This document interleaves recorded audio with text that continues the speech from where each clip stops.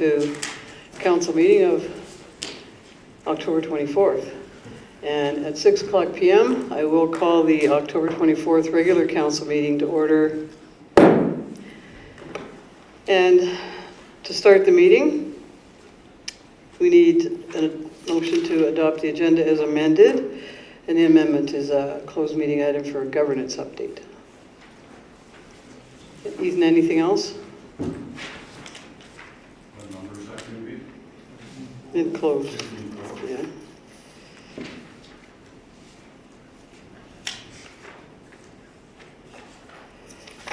Would somebody like to make that motion? Councillor Windsor? Thank you, Mayor Hunter. I'll move that the agenda for October 24th be accepted as amended. All right. Any other discussion? Call the vote. All in favor? That's carried. And now we have a very special guest in our midst, and I'm going to read a little bit of information first, and then I'm going to call up our most popular young man in Didsbury right now. So we had a Name That Park contest, and we took a long time to do it because we wanted to get it right. And the community eventually got involved after the top two, where we narrowed down to top two. And we had a young man by the name of Dominic Lodge who submitted the name of the Jets Park. And I'm going to just tell you a little bit about the Jets. That I was around at the time they began, so although I was quite young. But the Didsbury Jets team began as the Rosebuds, and their home diamond was located east of Didsbury near the Rosebud Hall, and we all drive by the Rosebud Hall when we go to Old. It's just the first hall on the right when you see a hall. And in the early 60s, the team moved into Didsbury, and they played on a diamond that was located on 19th Street. But that was soon a diamond of the past, because soon after moving to Didsbury, the new Jets diamond was built near where the complex is now, and it is still used today. In fact, it just received a spruce up last season, and the new park name is a real tribute to the ball team's history in our town. The Jets played in a strong league, the Didsbury District Fastball League, and lots of great tournaments and lots of great games that everybody watched while they were playing. It was a high-quality ball. It was fastball, softball they call it, and the Jets were a well-respected team. The league folded in the mid-90s, but connections and friendships made through the sport are everlasting. The new park name will help ensure the history is not lost. It will help connect people today and into the future with the ball diamond, playground, skate park, walking path, an off-leash dog area, bringing people together in sport and recreation.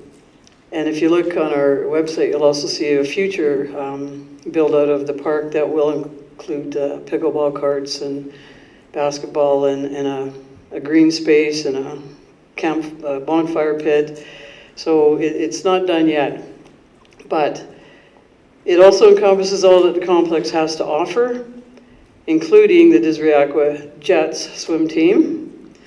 And thank you to Dominic Lodge for suggesting such a fitting name and being the winning entry. So if I could ask you to come up, Dominic.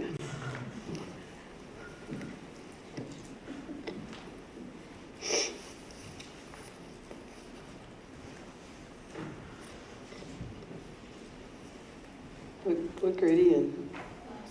6. Great. So,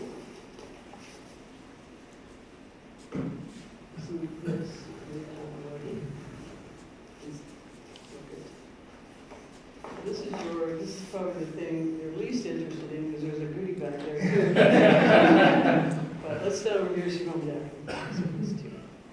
Here's your certificate.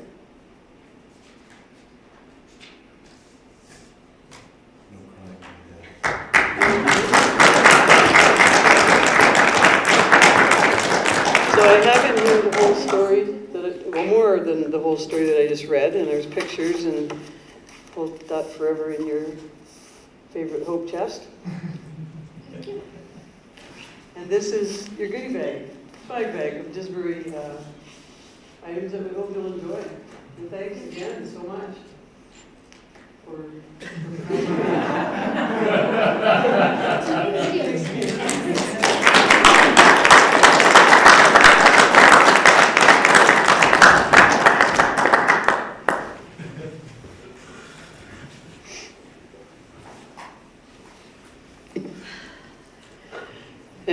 And we always make people stay for the whole meeting that just got out of but don't feel obligated. I'm sure there's not more interesting things to do, but you might have more. Yeah, we do have a motion to rename the park, so. At least wait for that. Yeah, we'll ask you to wait for that, if you're interested, I'm sure you are. So we have, just what our deputy mayor said, a renaming. Yes, we do. So the name of that park, so we need a motion to thank Dominic for attending tonight. Deputy Mayor? I move the council thank Dominic Lodge for attending the October 24th, 2023 regular council meeting and for submitting the name Jets Park. We'll call a vote. All in favor? That's carried. And I did mention to Dominic that that was my favorite name too, so he got extra points for that. Extra items in the bag.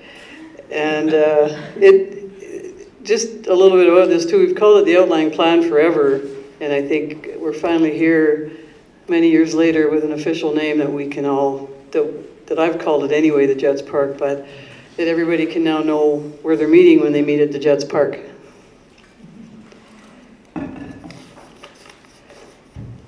So now we have the official renaming on item 4.1. Councillor McCoy? I would like to make the motion if possible. I'm assuming that some of those pictures might have come from Elaine McCoy, because when I'm looking at the list of names, it just several times said just Miller. So I'm assuming that it must have come from her. Otherwise, why would you just call him Miller and not the whole name? Anyways, I would like to make the motion to approve the Jets Park as the new name of the Didsbury Memorial Complex Outline Plan. And it's a wonderful name. All right, any other comments? Call the vote then on the official renaming of the Jets Park. All in favor? That's carried. We should clap for that too, because that's been a long time.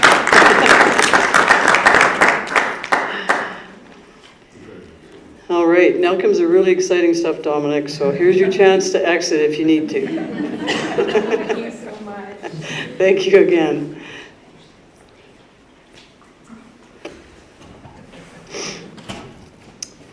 We have the,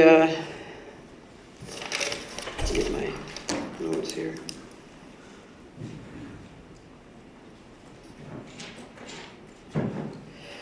Adoption of minutes of October 10th, 2023, regular council meeting. Councillor McCoy? I would like to motion to adopt the October 10th, 2023 regular council meeting minutes as amended. Okay, so what's your amendment? The 15.4 governance update.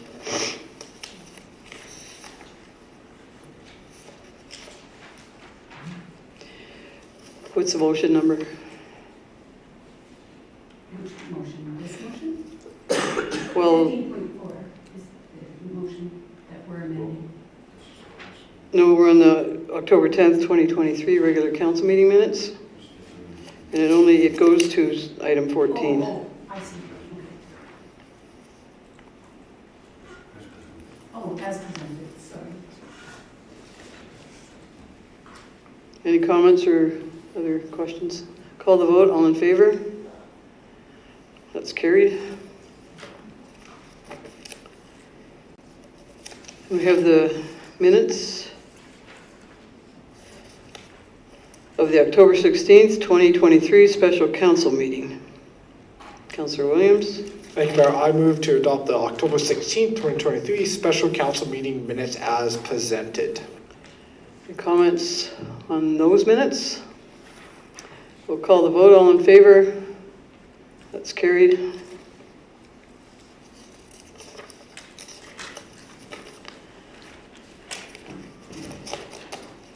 So we will now recess from our regular council meeting to open the public hearing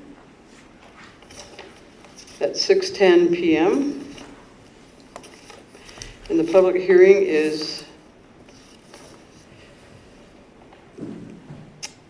consider one bylaw related to Plan 0310537, Block 3, Lot 51 MR, formerly the 50 Club with the civic address 2500 15th Avenue. And the bylaw is to update the land use bylaw 2019-04 to reflect the redesignation of the property from IS Institutional District to R2.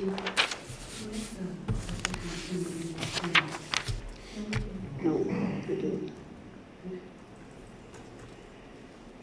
To reflect the redesignation of the property from IS Institutional District to R2 Residential District General. And just a brief overview, if you see Tracy Connedy's moved into the speaker's chair, and I'll hand it over to you in 1 minute.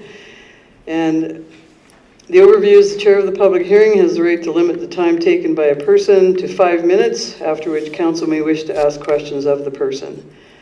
All questions must be channeled through the chair of the hearing.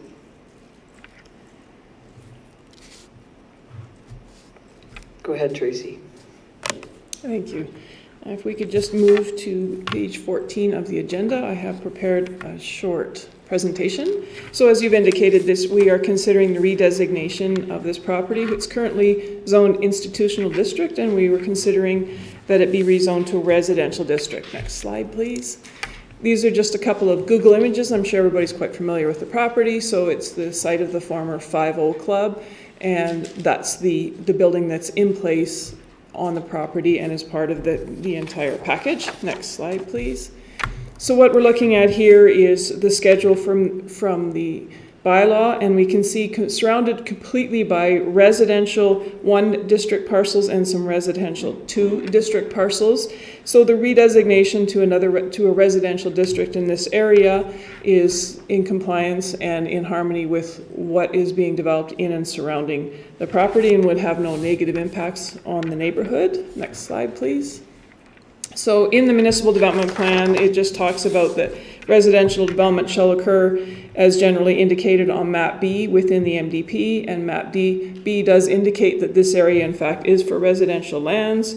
The town will ensure a provision of variety of housing types and styles to meet the diverse needs of the community. So the opportunity to rezone this will open up some more area for some future residential development in support of that policy. In the town, further, it says the town supports development of a variety of housing types, including single detached, semi-detached, duplexes, fourplexes, townhouses, apartments, and manufactured modular homes. And the redevelopment of this property, as I've indicated, is going to provide opportunity for more housing within this town. Next slide, please. The land use bylaw for the R2 district that we are looking at has uses that will accommodate for future development within this property for residential purposes. Next slide, please. So in conclusion, we are looking to rezone it to residential district, a district that is already in the area and will provide for the future development of this parcel to be a residential parcel. That concludes this presentation. Thank you. Thank you for that. And I think all the information's there, that there were no correspondence. That is correct. Through the circulation process, I did circulate to all adjacent landowners and relevant agencies, and there was no concerns or objections in relationship to this rezoning. No more parties on the corner. Maybe. Maybe. And there's no one else.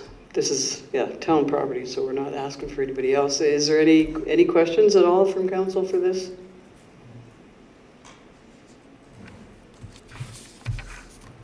And we can also ask members of the gallery if there's questions, since we have 2 gallery members and 2 personnel in them. So with that, I'll give council one more chance to ask a question. Councillor McCoy. Where will the 50 Club members go if they reform? I realize that they've kind of aged out, but it's a good concept. Do they have another location that they can go to? Ethan, I'll let your administrative team answer that.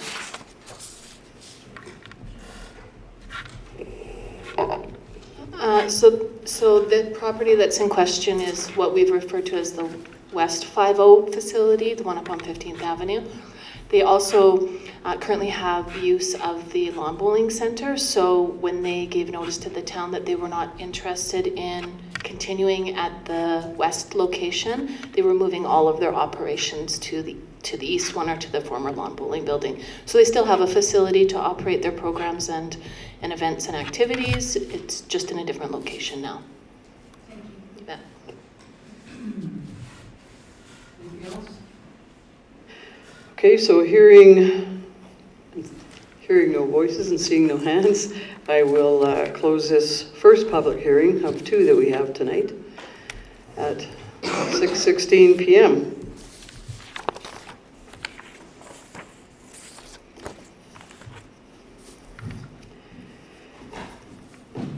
And I've given all my opening remarks, so everybody's phone is off, I take it, and in their drawer in case of council. I see some phones. Thanks for that reminder. And yours is okay here? Okay. That's why I set them up there, so you can see. Great, okay. So I can go grill our gallery too, but I won't.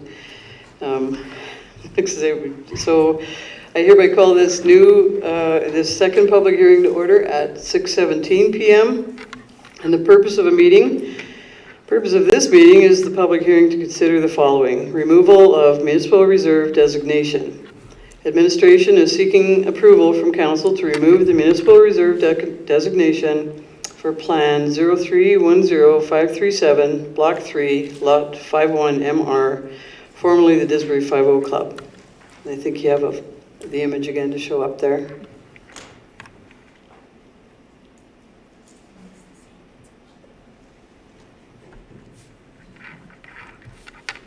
This request was first considered at the council meeting on September 12, 2023, where council set the public hearing for October 24, 2023. The public hearing notice was posted on the Town of Didsbury website and advertised in the Alberta newspaper. The responses received were included in the agenda package for council's consideration. So I'll let Tracy again take the mic and an overview of the MR redesignation. Thank you. So as we've indicated, this is formerly known as the 50 Club, and recently this property was advertised for sale, and a sales agreement has been completed for this property. So for the future development as a residential parcel, municipal reserve dedication is not required on the property. The removal of the municipal reserve dedication won't have a negative impact because we're taking off the entire parcel, and as we have just finished rezoning it to a residential district, this will provide for the opportunity to go forward and develop it in a residential format. And also I've indicated when a municipality wishes to dispose of land with an MR designation, the municipality is required to hold a public hearing. This public hearing, or this proposal, was also circulated to adjacent landowners, relevant government agencies, and there were no concerns or requests for further information about the property, so we're moving forward to indicate that there's no concerns with the removal of the municipal reserve dedication and moving forward with it being a private property with a residential zoning so that it can be further developed as a residential site. Thank you. Thank you. Are there any questions from council regarding this removal of MR? And we've received all the information that was in your package, and we provide the gallery an opportunity to speak to the proposed MR reserve, if anybody would like to speak to it. Phil, quit messing around. All right, so another call for council questions if there are any. All right. I'm not giving you another chance, so I'm going to close the public hearing at 6:20 p.m. Thank you, Tracy, for your information.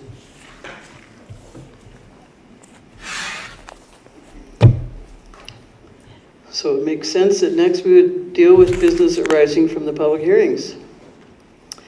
And Councillor Moore has her hand up for the first motion on item Page 19? 7.1. Yep. Yeah. I move that council grant second reading of bylaw 2023-15 redesignation from IS to R2, 2500 15th Avenue, amending the land use bylaw 2019-04. All right, any questions, comments? I'm sorry, you said page 19, and that's not the page I have. Well, on the east side of the agenda package, it doesn't. Okay, It does say 19 at the side, so I don't know if that's right. I'm just following, okay, I got it, gotcha, I've got it now. I didn't put this paper over there. Thank you for that. Second reading, so there's no questions or comments on second reading. Call the vote, all in favor? That's carried.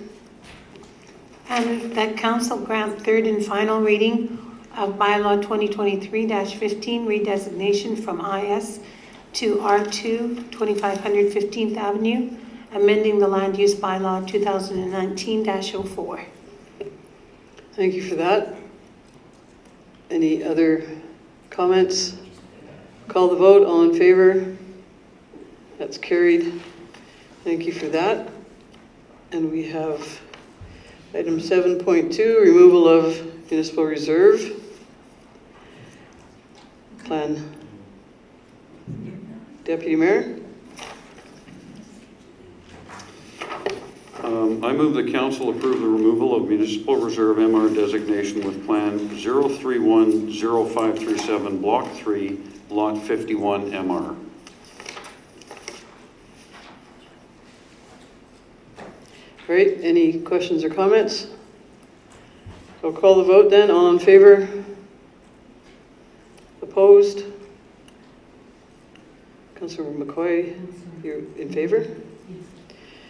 Thank you, that's carried. Thank you for that. We have item 8.1, October 24th, 2023, council reports. Can I start with Councillor Moore? I do have written reports submitted, but unfortunately not in time to make the deadline for in your package. My AOMA, Alberta Municipalities report will be in the next package. Last week was really busy. We had the Visioning Committee on October 16th and an amazing 150th anniversary for the RCMP on October 17th. And then the mayor and I went to economic development ministers dinner in Edmonton on October 18th, and I do have a report on that, but it will be in the next package. It was really interesting, and she and I got to talk to different ministries. Some of it was extremely interesting, and especially the other guests that were there. And then Mountain View Seniors Housing on the 19th, a lively meeting as always. And that's my report. Thanks. Thank you. Councilor Windsor? Thank you, Mayor Hunter. On the Red Deer River Municipal Users Group, we are still waiting for a meeting with the Agriculture Minister. That has not been set up yet, and we're hoping that it will come. On the other hand, there's a notice in the Calgary Herald that the government is investing $5 million on a feasibility study for another in-stream storage on the Bow River. And so that may have an impact on the funding for one on the Red Deer River. However, we're still waiting for that meeting with the minister.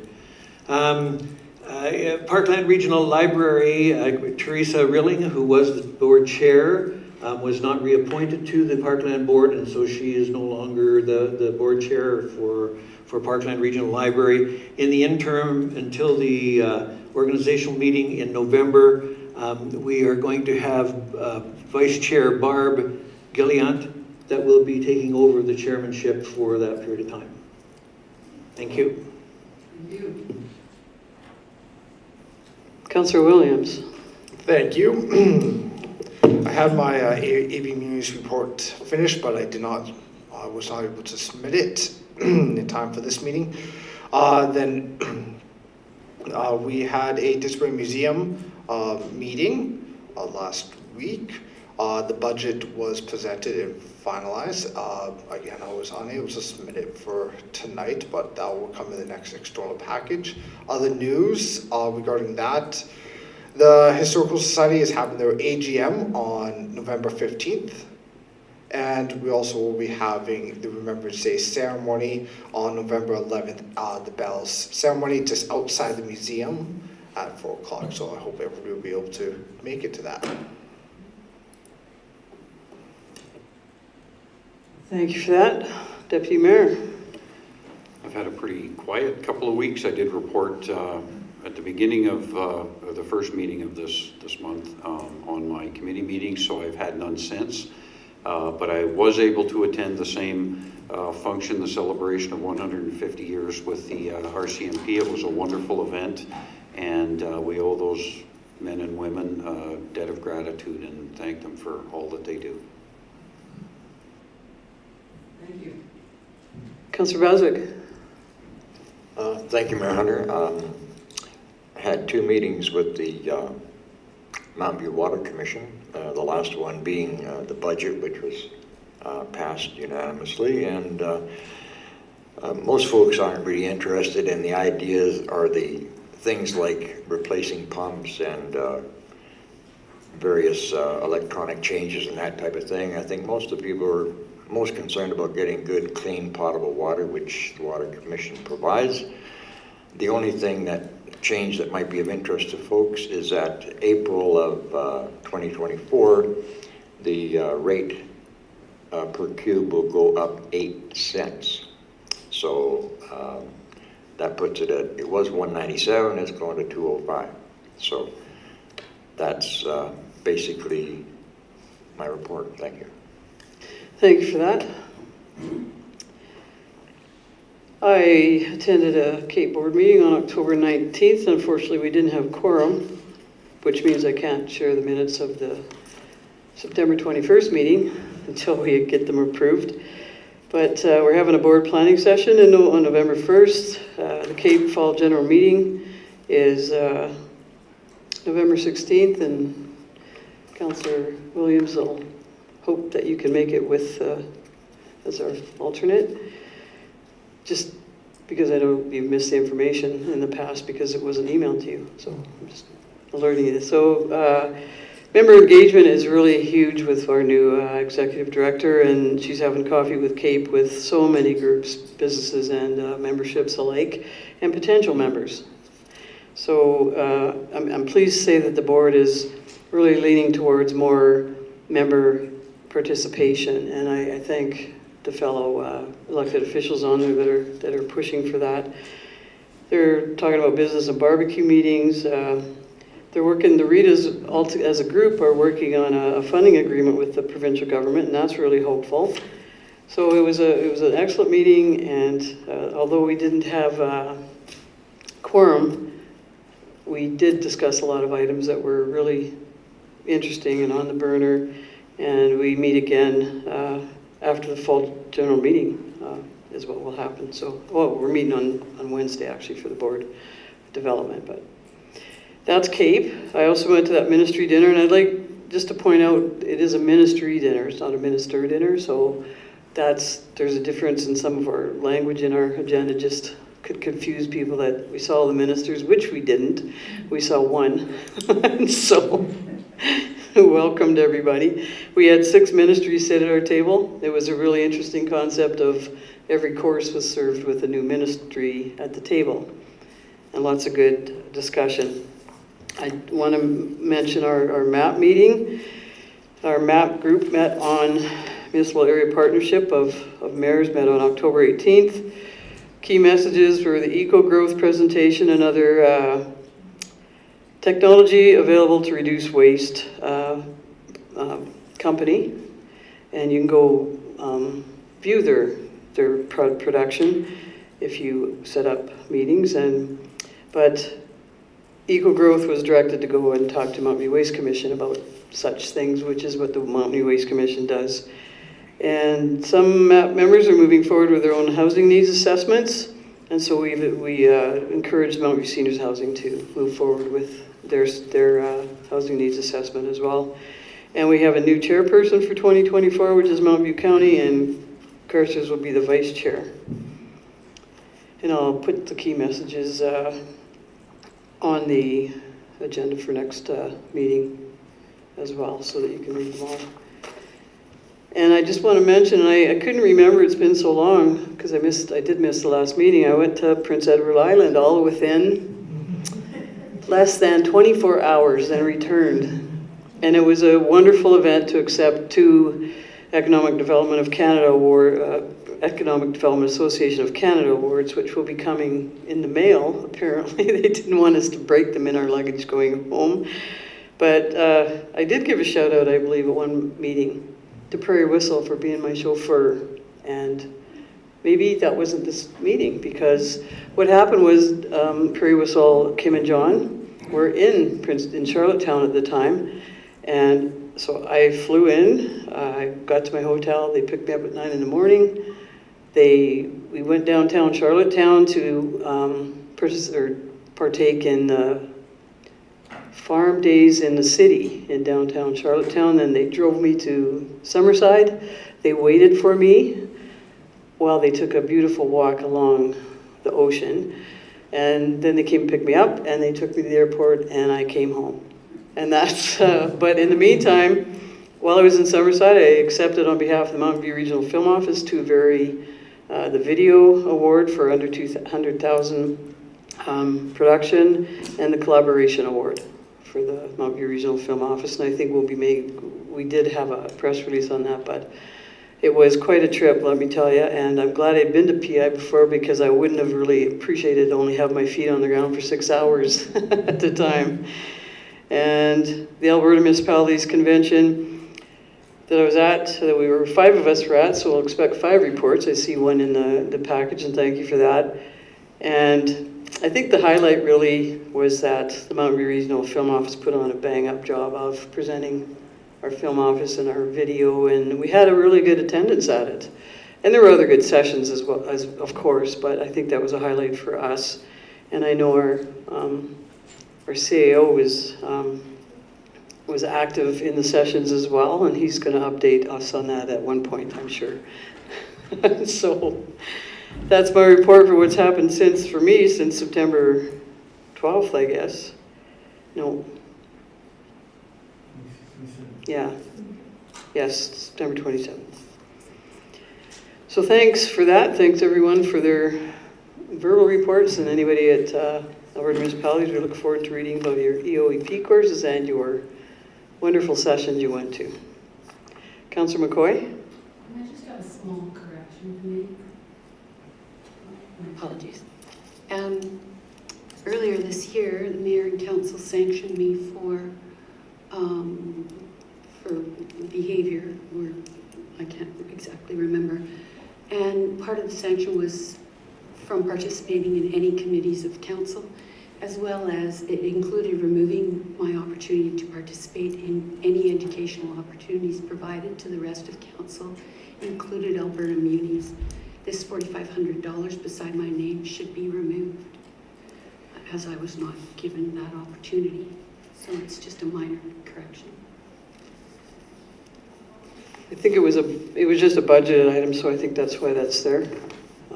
We can certainly have administration look into that for the next time the report is there, but it is budgeted, so we wouldn't take that away, I think, until the end of the budget year. If there's a surplus in the council budget, then it would go to the appropriate reserve, I believe. So does anybody want to accept council reports for October 2024? October 24th, 2023 is information. Councillor McCoy? I'll move to accept the council reports for October 24th, 2023 as information. Did anybody have any questions? All right, I'll call the vote. All in favor? That's carried. We have the Chief Administrative Officer report for October 24th, 2023, but it covers, of course, more time than that. Do you have anything to add to that, Ethan? Okay. Any questions or comments? Councillor Windsor and then Councillor Williams. Thank you, Mayor Hunter. On page 39 of the agenda, and you have to give me a second because I got to get there. There is a indication of costs or funds, something with regard to the medical assistance to, thank you, to, I'm there now,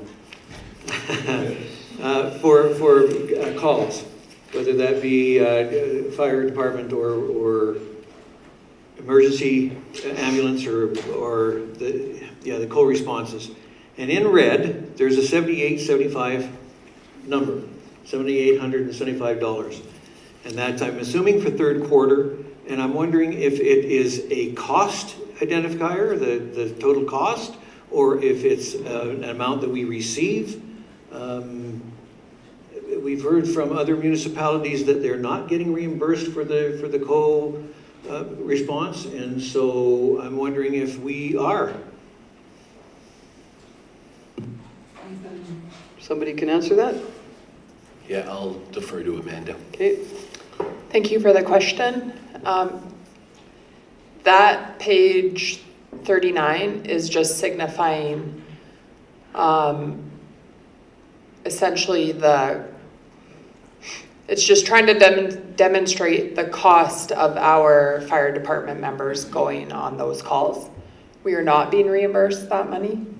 It is taking the hours that they spent on the calls and multiplying it by the Alberta transportation rates that we would get on a highway call, and just making an assumption of potentially the revenue that could be generated if there was that agreement in place. But no, we are not currently collecting that. Thank you, Mayor Hunter. And this is a statement as much as anything that the Alberta Munis had a resolution that with regard to this. And so it's important that we support that resolution because they're suggesting that we should be being reimbursed for that. Thank you. Councillor Williams?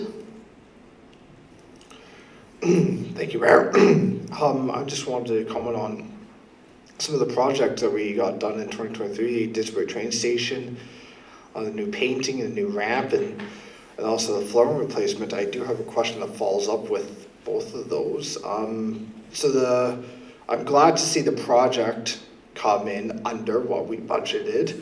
That money that was left over, that just goes back into reserves, is that correct? Ethan? So with the projects, we budget up to a certain cost that we're allowed to spend. We do not take the money out of the reserve until we spend it. So that money for those projects, well, for the flooring project, which was fully funded from reserves, that extra money, the surplus, if you will, never left the reserve. So it's still in there. For the other project at the train station, that was partially funded by grants.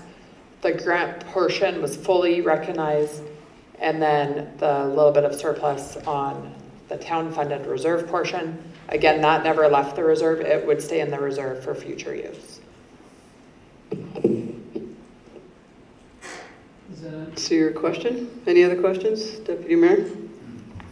Not really questions, just two comments. One on the booking of the arena by the hockey camps. And what an exciting thing to see. According to the report here, hundreds of players from all across Alberta being in this town. They rented out the entire facility, the pool, the arena.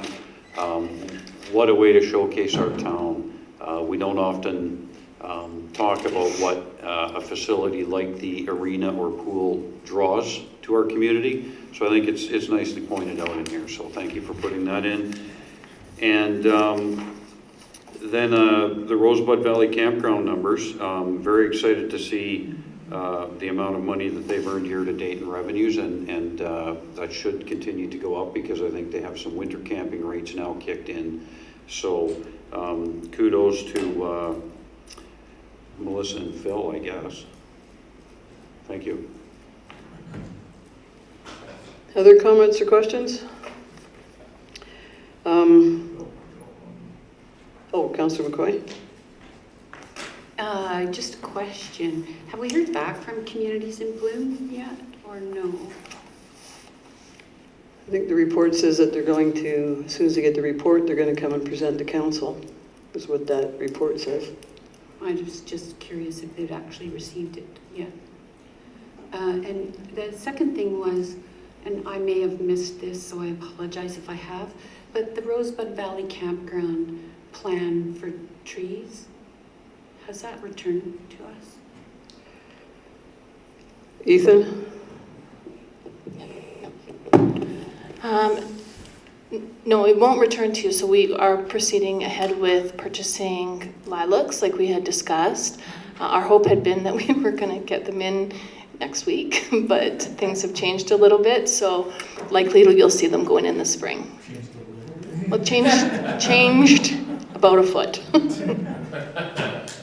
And then, sorry, to answer the other question on Communities in Bloom, I actually received the report yesterday and can announce that Didsbury received a 4 out of 5 Bloom rating for 2023. And so what we will do is have the Communities in Bloom committee come and make a presentation to council discussing the feedback that we received from the judges, which was really positive, and they've also proposed some really cool ideas for us to maybe consider going forward. And then they'll talk about some other projects that they have either had happen throughout the summer months or are intending to have happen through the winter. So it'll be in November, you'll see them. Great news. This is an odd Okay. question. Is this a third question or is it a follow-up? It's a third question. So are there other questions? So Councillor Windsor and then back to Councillor McCoy. Thank you, Mayor Hunter. On page 41 of our agenda, and I really appreciate the footnotes on most of these things that probably I would have had questions about that explain exactly what the thing is and why it is what it is. But on the Memorial Complex, we see a revenue increase or over the budget, 184%. And I'm wondering where that came from. How is it the Memorial Complex has a revenue? Ethan?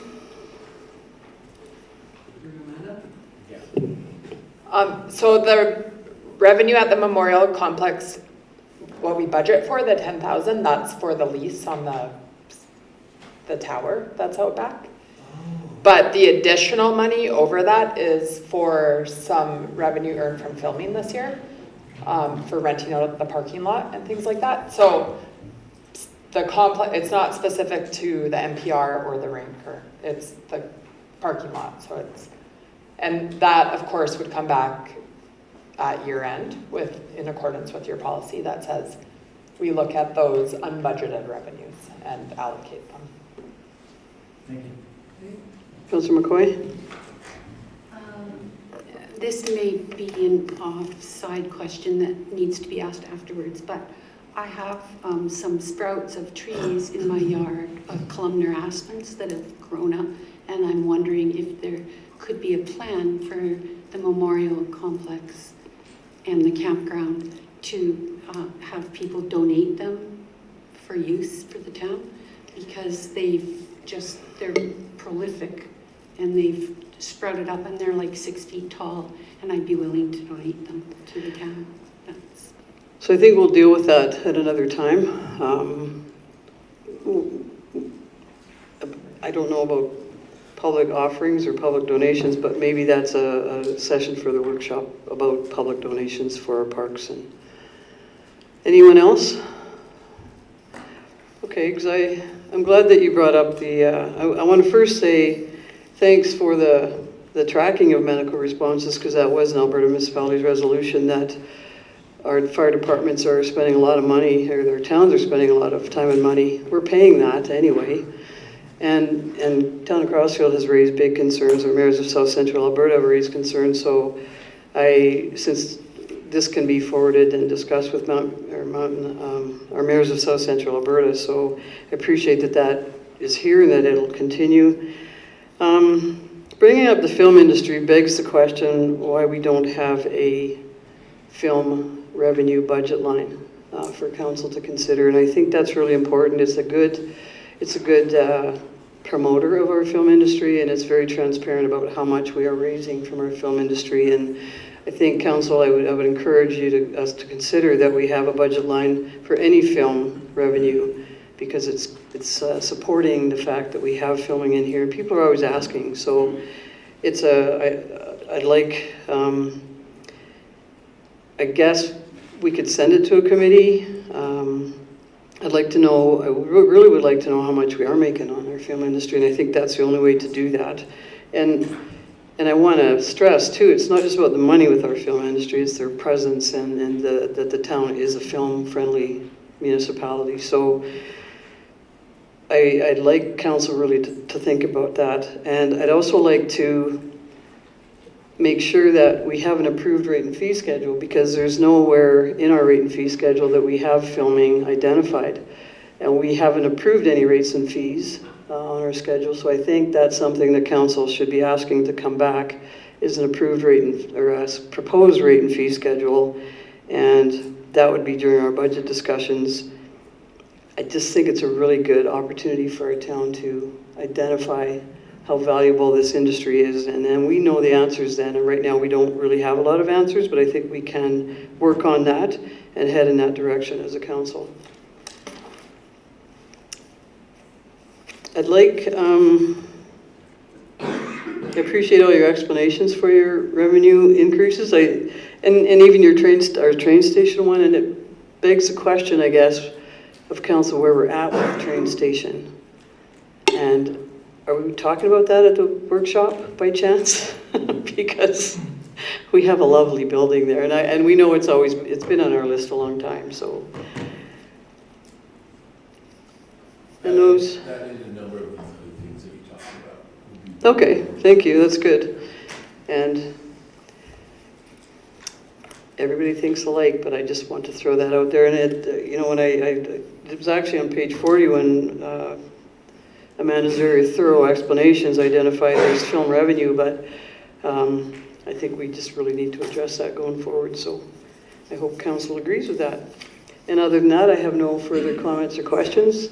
Thank you again for that CO report and all the work that went into it from our departments to present this. We always appreciate the work that, and the pictures. I do want to say though, this picture of our check presentation, I want to thank Tracy Smith in particular from Mountain McDonald's Insurance, because she emailed me one day, said, hey, we have this company that gives money out, grants out, this insurance company, and so she forwarded it on, and I forwarded it to Ethan, and he put it in the right people's hands in the town, and we ended up with a brand new score clock. So talking to the group that was there that day, they encouraged us to continue to apply, and we were happy to do that, I think. So thanks to Tracy Smith. That was good of her to think of the town. So having said that, then we'll have a motion to accept the CO report as information. I believe Councilor Windsor. Thank you, Mayor Hunter. I'll move that we accept the Chief Administrative Officer report for October 24th, 2023 as information. All right, any other comments or questions? Call the vote, all in favor? That's carried. Now we have bylaws and policies. And the first one is bylaw 2023-14, community standards, third reading. And the chair of that committee is Councillor Williams. Thank you, Mayor. So the committee is recommending that bylaw 2023-14 community standards is recommended for third and final reading. So in September and October at our community meetings, we met and we discussed for quite a while on the community standards bylaw. With input from our law enforcement, we are recommending that e-scooters be allowed in town on pathways and sidewalks, with the exception of individuals under the age of 16 wear helmets. This was a resolution that was passed at Alberta municipalities with a great amount of support, where the Alberta municipalities is where Alberta municipalities in towns are recommending that we negotiate with the provincial government to allow e-scooters in the Traffic Safety Act. So this bylaw goes along with a lot of other towns and communities. Then also another one is projectile devices. To operate a projectile device, it's not allowed unless you get a permit from the town, and that goes along for if somebody wants to do a projectile device for a event of some sort or a class of some sort. So that is just what we're proposing. And with that being said, I am recommending that Council grant third and final reading to bylaw 2023-14 Community Standards Bylaw. All right, any comments or questions? I'll go with Councillor Moore first, then Councillor Windsor. One thing that I noticed, and I know I have seen this bylaw before, but on page 55, 9 to H4, it talks about rot and deterioration in trees. One of the things that we have a real problem with is black knot. And 3 years ago, there was a terrible infestation in a tree in West Hill. And I told the people that it was going to infect the whole area. They left it there. Somebody finally bought it this year and has taken it out. In the meantime, I've got it in my tree, and several others have too. I'm wondering if maybe something about infestations of black knot and also noxious weeds. They're not mentioned in there, and yet we have had a weed inspector from the county, but I've found that when there is scentless chamomile or other weeds, that most people don't recognize them. They even put them in pots and think they're daisies. And so I'm wondering if maybe a mention of noxious weeds, that isn't something we want in people's yards, might be a good addition. And I realize that we're all ready for third reading here. I'm hoping there isn't anything terribly crucial about this, because I think that those two things probably should be added to the list of things that we need to be concerned about. Also, I appreciate the addition of the e-scooters, but I'm hoping that we will be able to come back to this if the people that, and several towns did, in the Alberta municipalities, resolutions C3 and C4 talked about all sorts of mobility aids and vehicles and things like that. So if anything, if they're able to get some movement or be able to find a way to accommodate those in a way that we could too, I would really like us to be able to go back to that as soon as there's movement in their own municipalities, to be able to allow them in some places, or different kinds of vehicles as well. So, sorry, I should have done this at an earlier stage, but it really did come to me now when I saw finally that tree being removed. Thank you. Thank you, Mayor Hunter. I'm going to speak to the projectile devices, and I appreciate that the firearms was added in my absence. I appreciate that that was added to clarify. My question is with regard to the permits, and I appreciate that there's a permit being allowed, and you can apply for and obtain a permit. I wonder how you do it. Anybody reading this bylaw, how do they know where and how to go about getting a permit? I'm going to retract just a little bit on that and say that we've identified all the fines in here, so why have we not identified the permit in the bylaw? I'm confused as to why we would have the permit somewhere other than with the bylaw where it is required. I'm going to ask the chair to speak to that first, because that discussion was had, and then Ethan Corner can speak. That was discussion to not have the permit part of this bylaw and to, if you want the permit, to contact the town administration directly to apply for it. So the actual permit is an administrative process. So the governance document gives policy direction, and then the administrative part of that is we process the permit.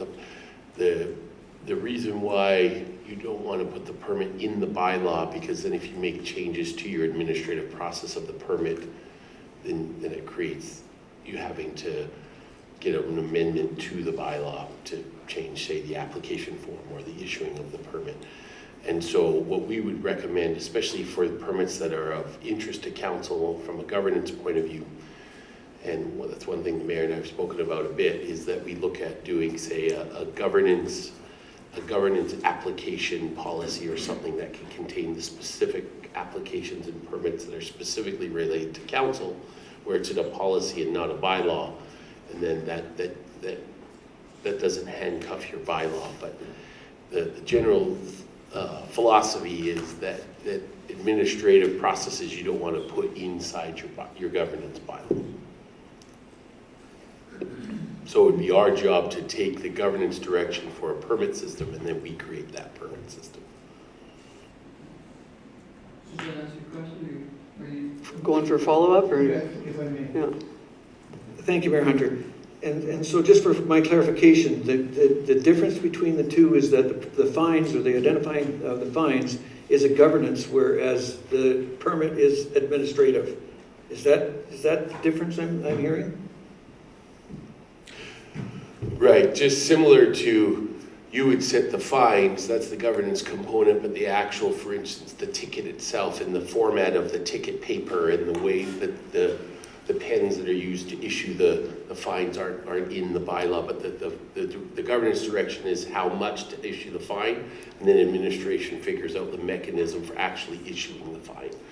And so same with this, the governance direction is to have a permit system, and once that's created, once that direction is given in the bylaw, then administration creates a permit system to match that governance direction, because the permit process is an administrative function. Councillor Baswick? Thank you, Mayor Hunter. I was just looking at this and item 29 and 30, page 61, I believe. I'm having real trouble with this, and until this is straightened out, I will not support this, because we have a vehicle that's in town, namely Bill Jeps. It has all the various safety things a vehicle should have. It has signal lights, brake lights, backup camera, it has headlight, it has all these things that you would have driving anything on the street. What we're doing is we're confining this person to his home.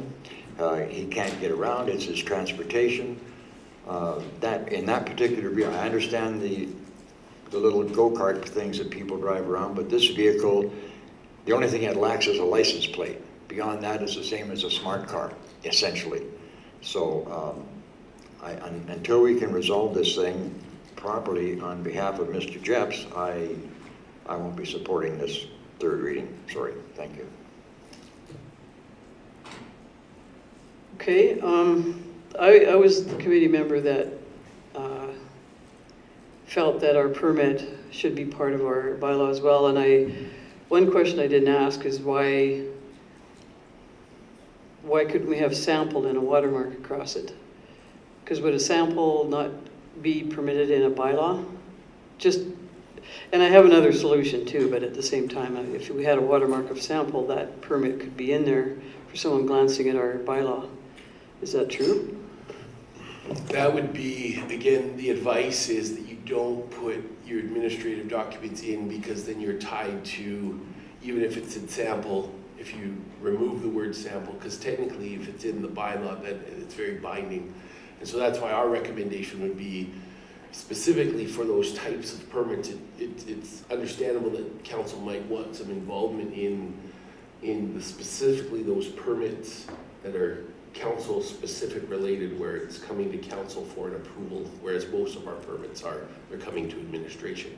And that's why we would recommend the creation of a governance application policy, that these kinds of things can be created and put inside a policy, because a policy is more, it's more pliable and at the discretion of council can be updated as needed, and it doesn't have the same onerous requirements to make changes like a bylaw does. And council has direction over this permit based on our information there, but so putting the link to the permit, would that be reasonable in a bylaw? Again, because the link could change, or the link might, it bogs down the bylaw, and it kind of inserts into it something that you probably don't want in a bylaw, and that's why your process side of a bylaw is usually established through a policy, and the policy is kind of the helper to the bylaw when you want to kind of create something to give some direction, governance direction on some specific governance process. That's why you'd have a policy which kind of acts as kind of the helper to the bylaw. So just one last thing. The governance policy manual you're talking about, how do we get that done then? So where will that evolve from? I guess is well, that, and maybe we have to make a motion on that? Or? What I'd recommend maybe, and that's an excellent question, is maybe after third reading of this bylaw is passed, I'd recommend maybe council pass a motion to refer to the Policy and Governance Committee the task of creating a governance application policy. Okay. And we have a suggestion for inclusion of noxious weeds and tree disease. And infestations. And what was the other? The other was black knot. Yeah, so that's the tree. So those are the two things. I don't believe we've taken them out, so they've never been in, I guess is what. So is that, I guess really at this point is the motion would have to be to refer it back to get that, if everybody agrees here, to get that inserted or included in or we could pass the community standards bylaw and refer it back just for that, just so we have an active bylaw that's been in limbo kind of with all the new updates for quite a long time, because there's been a lot of research and back and forth. Luann and Jocelyn have done a lot of phone calls, a lot of research, and if we got that done, then we could refer it back just to consider the noxious weeds and the infestations that you're talking about. Councillor Moore? And this would be a question to administration, but is it possible for us to just add infestations of noxious weeds or black knot into that and as council and then pass it? What section are you talking? You got a section you're looking at? Yes, it is 9.2 H4. It says rot or other deterioration. All it would need to say is noxious weeds or black knot in that number 4. And that would cover my concern. If council agrees, could we do that? That's what I want to ask. We can do anything we want. Well, within reason, but go ahead, Ethan. Yeah, especially if council feels that that's kind of a simple enough amendment, they could approve third reading as amended, as long as all council members are fully clear on what that amendment is and they're comfortable with that. The motion's made, so. We'd have to accept the friendly amendment, and Councillor McCoy has a comment. It's more a question, do we want to specify that disease or leave it a little bit more generic? If there's another way to say weed or, Weed or vegetation infestations, that would be okay too. Oh, noxious weed or vegetation infestations. Disease is good. Ethan and then. Nicole. I think that noxious weed is the appropriate, so that's where the enforcement falls, is with noxious weed. So I think that would be the correct wording for you to utilize for that portion of it, yeah. It still doesn't include the trees with contagious spores and whatnot. So, Or tree disease? or infectious tree disease, or traveling tree disease, I don't know, because I know that the black knot is it's airborne with the spores, right? And I'm not the expert that I would know any other ones, but I've seen that. Deputy Mayor? Maybe just a contagious disease. Some trees will develop a disease that is not contagious to others, where it drips sap and that sort of thing. It's not going to affect the others, but if it's a contagious disease, then it should be dealt with. Tree disease? Does that make sense? Are we limiting it just to trees, What else or is it gets... vegetation? I don't know. Well, noxious weeds, Noxious weeds and tree contagious disease. I think that we should send it back to get the right terminology without guessing, as all of us expert arborists and whatnot are up here, so. But I don't think we need an amendment now, we just need another motion to send it back.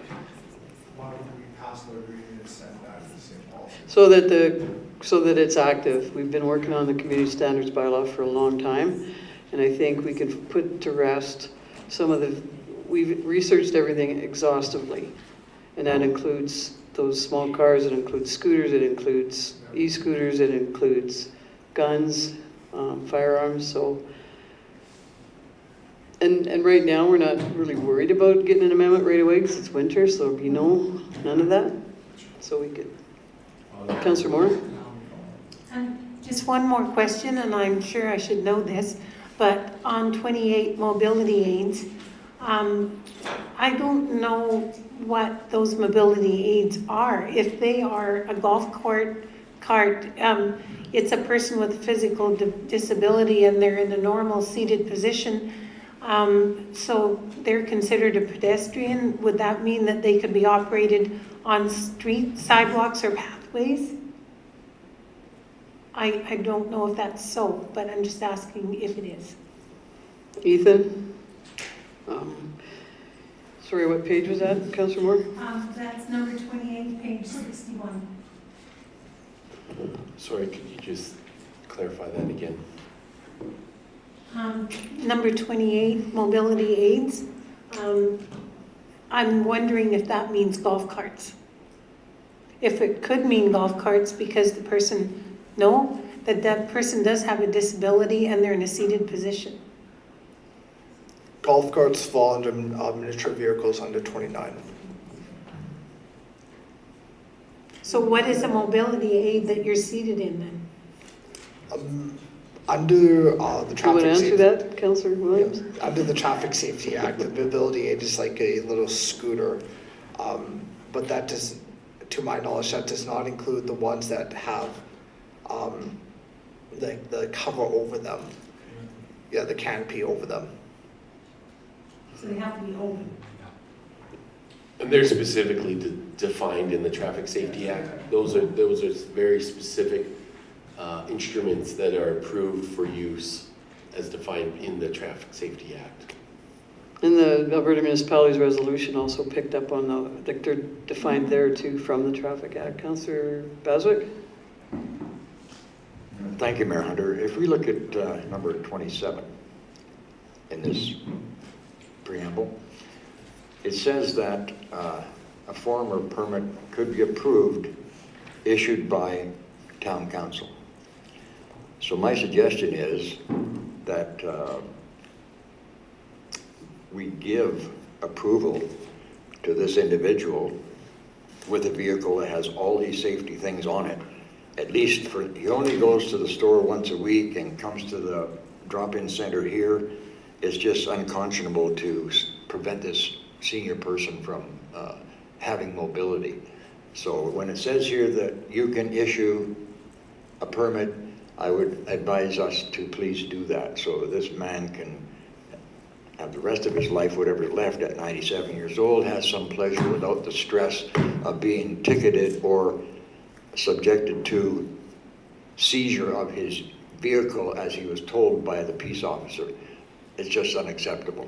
So, God forbid one of us aren't going to be there and need that type of transportation. so Councillor Razik, that's the same line that you just were on, so we'll leave it at that you've repeated those comments twice, and that's fine, because we can't accept a third repeat of that.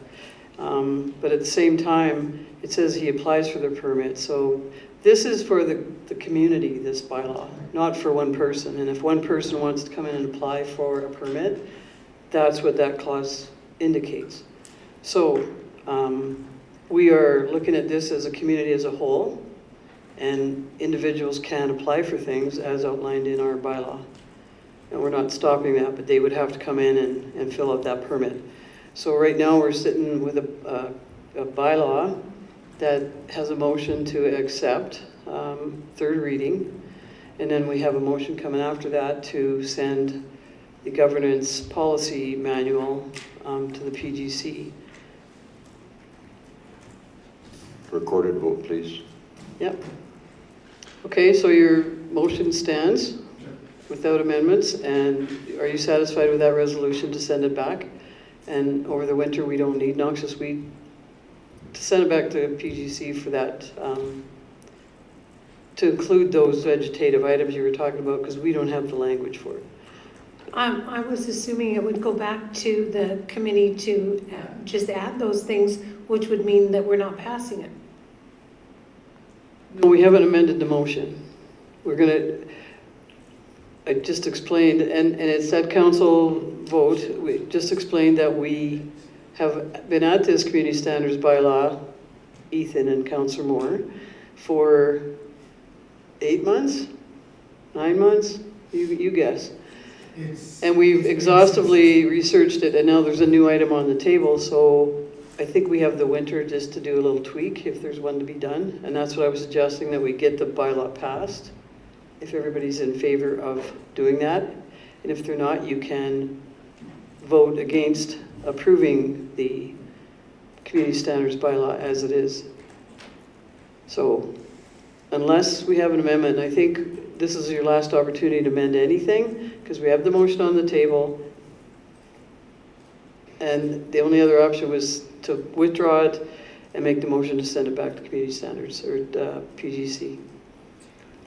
I feel like section 9 can come back at a later date. I'm not disagreeing with what was being said regarding to number 9. I'm not going to amend my motion at this time. I would like to see this passed because we've been at this since the spring. And then with regards to Councillor Basrick comments, I would love to see a resolution. The biggest issue is we are dealing with the Traffic Safety Act, which is a provincial legislation. Yes, it is. Councillor Basrick, you can shake your head, but the provincial government has the Traffic Safety Act, and that type of vehicle is not even defined in the Traffic Safety Act. And I would like a resolution, but that needs to be defined under the Traffic Safety Act. Yeah. And so you're letting your motion stand to third reading of the community standards bylaw as presented, and then there's 2 motions subsequent to that. All right. Councillor Baswick's asked for a recorded vote. I will call the vote. All in favor? Opposed? So that's carried. And now we have a motion to send. We have a motion to send back to PGC for addition of weeds and things, for lack of a better phrase, weeds and trees. Do you want to make that motion as well, or Councillor Moore? Sure, either way. I move that bylaw 2023-14 community standards go to Policy and Governance Committee to have the addition of of infestations of weeds or contagious tree disease. Sounds about right. Did you catch that, Luana? Want to read it back? Moved by Councillor Moore to refer bylaw 2023-14 community standards to the Policy and Governance Committee to have the addition of infestation of weeds and contagious disease for trees. It should just be not noxious. Noxious.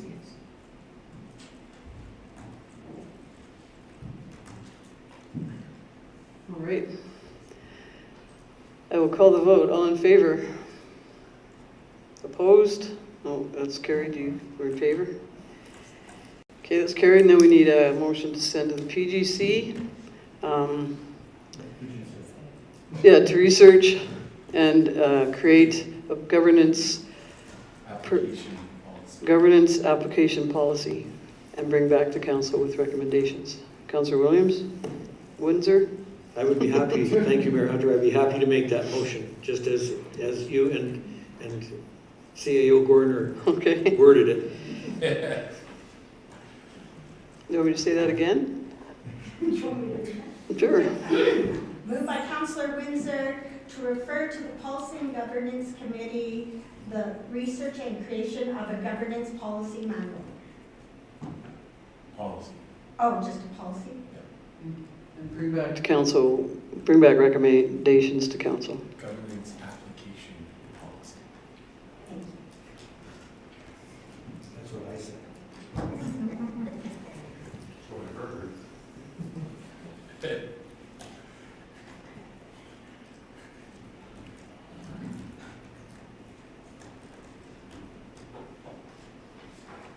Want to do that again then? Moved by Councillor Windsor to refer to the Policy and Governance Committee the research and creation of a governance application policy and bring back a recommendation to council. Thank you. We'll call a vote. We'll call the vote. All in favor? That's carried. Okay, we have the bylaw 2023-17, Didsbury Municipal Library Board, second and third reading. Thank you, Mayor. In the October PGC meeting, we also discussed the libraries, the bylaw 2023-17 Didsbury Municipal Library Board, and we're making an amendment to 5.1, one member of the board to be considered upon the recommendation of Mountain View County Councillor. Under the Libraries Act, we are allowed to, shall consist of not fewer than 5 members, not more than 10 members appointed by council. This will include 1 member from the Didsbury Town Council and 1 member appointed by Mountain View Council, and we're just on the recommendation of Mountain View Council. So that being said, I am moving to grant second reading to bylaw 2023-17, the Didsbury Municipal Library Board, and to grant third and final reading to bylaw 23-17, Didsbury Municipal Library Board. You just need the second reading first. Yeah. You were very excited about that, yes? Okay, and I just want to advise council too that I have talked to the library board chairperson, and they are satisfied with what council is recommending, and would like to see how it works for a year. And that includes we'll get to that in the organizational meeting as well. So they're very aware. I've communicated with them. We had a good discussion. So makes sense to them and makes sense to us right now. And we have a motion for a second reading of this revision to the bylaw. Councillor Baswick? Thank you, Mayor Hunter. The way I look at this is that it's council that awards the library certain funding. We would have skin in the game. A member of the public does not have any financial connection to them, so they have no reason to fight one way or the other. If you have a council member on board then we follow our money in as any investor would in any project, and to defend the revenue that we supply to the library. A public person wouldn't have that interest. So that's my concern with this particular thing. Thank you. Okay, now you've shown on our votes. Councillor Windsor? Thank you, Mayor Hunter. I'm a little confused by the background on this and the 0.5 in the background. Got 2 points here. One is that we've got an underlined section, and is that the section that's being stricken in the bylaw? Should that be a cross out rather than an underline? I would suggest if you compare the two, that they're either highlighting it with underline or a strike through should have been there. So that's the section we're striking, Ethan. I think we can clarify that. That's the sentence that's being stricken from the bylaw. Follow up? Yes, thank you. Thank you, Mayor Hunter. And so the 5.1 where we're allowing, saying that there could be a consideration for a recommendation from Mountain View County. And I'm not sure why we are designating them as special in this case, because the library board is supposed to be bringing the recommendations to us. How they receive those recommendations is not up to us. It's not up to us to tell the county to make a recommendation of a person. It's their prerogative to do that if they want. And so I'm not sure why 5.1 is there at all. It would be the same as any other individual that the library board is bringing forward as a recommendation to appoint to the board. And so whether the recommendation comes from the county or whether it comes from the town or whether it comes from who knows where, it's really, it's irrelevant. Okay. Ethan, want to respond to that? Yes, my understanding of this, and specifically why it's structured this way and the history of that, is as a courtesy due to the financial contribution that the county makes to the library, that it was, and this was a spot set aside for the county, which traditionally in the past they had used to have one of their council members that they would appoint to this role, which in recent years they've pulled back from that and they now just appoint someone or recommend someone at large. But it was a spot reserved that, again, out of that courtesy due to their funding relationship, that would be saved for them to recommend a person aside from anyone else that comes through the normal application process. But it's just denoting a specialized spot that is reserved for the county to make a recommendation for, the county council. Whereas the other members at large, whether they're from the county or the town, they don't have any input into.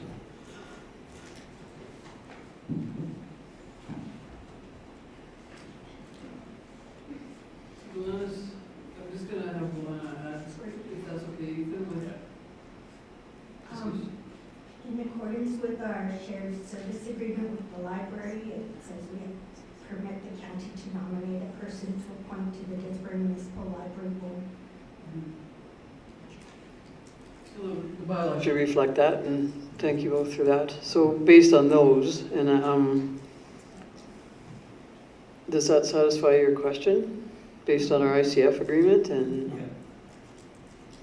Okay. Yes, yeah. Kind of a moot point. Better to be clear when you're being moved than not. Okay, so we have second reading. Are there any other comments? Call the vote. All in favor? Opposed? That's carried. And did you want to read that again? Yep. I'll remake the motion to grant third and final reading to bylaw 2023-17, the Didsbury Municipal Library Board. All right, I would just interpret that we've had our discussion from second reading, unless there's anything else. I'll call the third reading of the revision to the Didsbury Municipal Library Board bylaw. Call the vote. All in favor? Opposed? All right, that's carried. Thanks, everyone.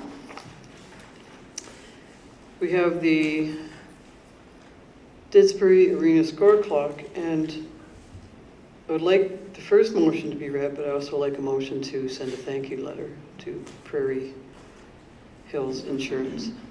So, Councillor McCoy?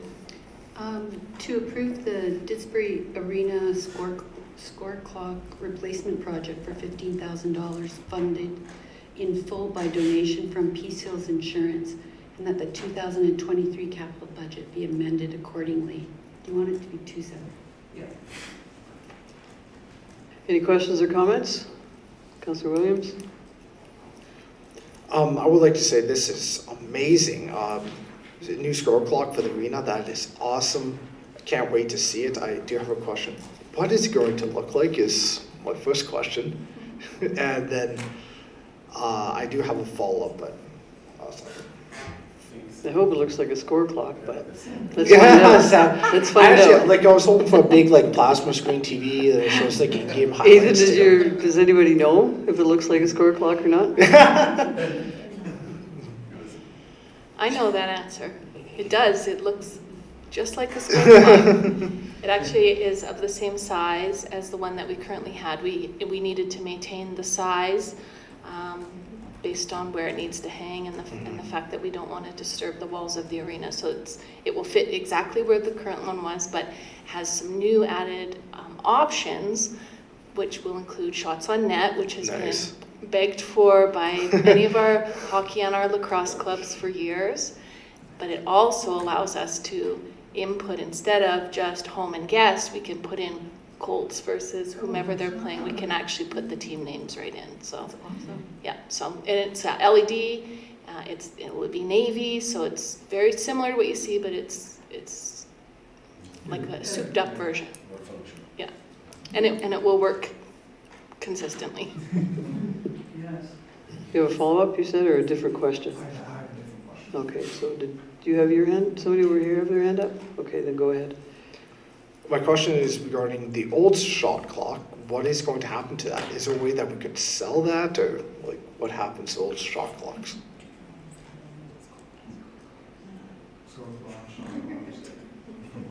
It didn't have So we've seen quite a bit of failure with the connection between the score clock and the board that's in the bench. So that's something we'll have to look into, because if there is a market for it, we do have through our rec associations that we're part of, opportunity for kind of for sale listings. So if somebody has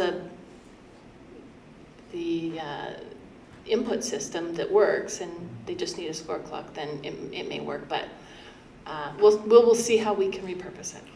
They want the shots on net.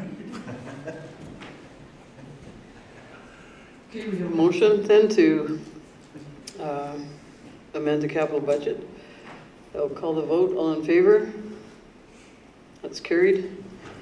And then a letter of thanks. You want to do that too? Sure.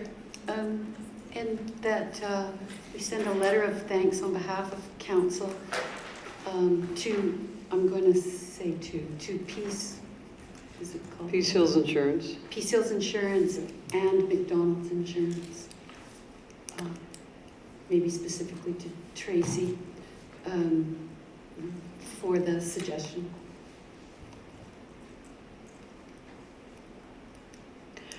Maybe two motions, just to identify Peace Hills as a major Okay. funder. I'm And good then, with that. yeah. So the first motion is to thank Peace Hills Insurance for the very generous donation for the new score clock in the amount of $15,000. Okay. Call the vote. All in favor? That's carried.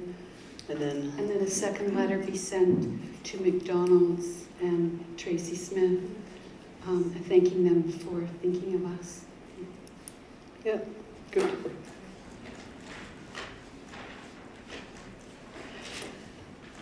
All right, I'll call the vote. All in favor? That's carried. Thanks, everyone. We have item 10.2, the Didsbury Curling Rink 2021-22 and 2022-23 season report.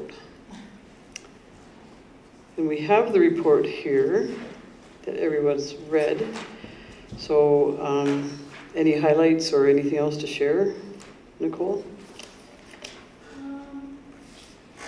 I guess just to give a quick overview, so this report's coming back after 2 seasons for a new rate model that council approved us to try for the curling club, well, the curling rink, but specifically for our main user of that facility, the Didsbury Curling Club. And so what you'll see is the report for the 2 seasons. Obviously, we were in the 21-22 season, continued to be faced with some COVID restrictions. You'll note in the report that they didn't go in until December of 21, and definitely they were feeling it within their membership, because even though December came and they were able to open, we were still being faced by the rep restrictions that were in place through the province at that time. And then for the 22 to 23 season, you'll see that they did see a 30% increase in their membership, and the farm and ranch bonspiel was able to return in January of this year, so last season in January. And so that brought in a nice value in revenues back kind of into looking into like more normal type of use. So I have spoken to the curling club in terms of the 23-24 season, which they're just kind of gearing up for. They're still working on their membership drive. We have taken their hours that they're looking to utilize for this coming season, which are the same as they were for last season, so 22-23, with I think a little bit of additional time for their Sterling League. They're seeing a lot of interest in that league, so we're going to see more contracted hours coming with the Sterling League. We've also received the booking for the Farm and Ranch bonspiel, which is substantially more hours than we had saw last year, so we'll see a nice increase there for that week in January again. Okay, questions, comments? Councillor Windsor? Thank you, Mayor Hunter. I'm torn about this whole thing. I see that the emphasis here is on the revenues and the expenses, and my concern here is that we're neglecting the personal side of it, the club itself. And I guess what I would like to see, this turned back to the Performance Evaluation Committee, for them to really look at this and see what works for that facility. I would like to see either it be set up in such a fashion that the curling club can be successful, that we set it so that they can be a successful entity in that facility, or that we repurpose it to something else. And so I'd like to see it go back to the Performance Evaluation Committee to really look at this and see, well, and talk to the curling club, talk to the members, talk to them about what's good and what's bad, and what works and what doesn't work, and see if we can come up with something that either is going to make them completely successful or repurpose it to do something else.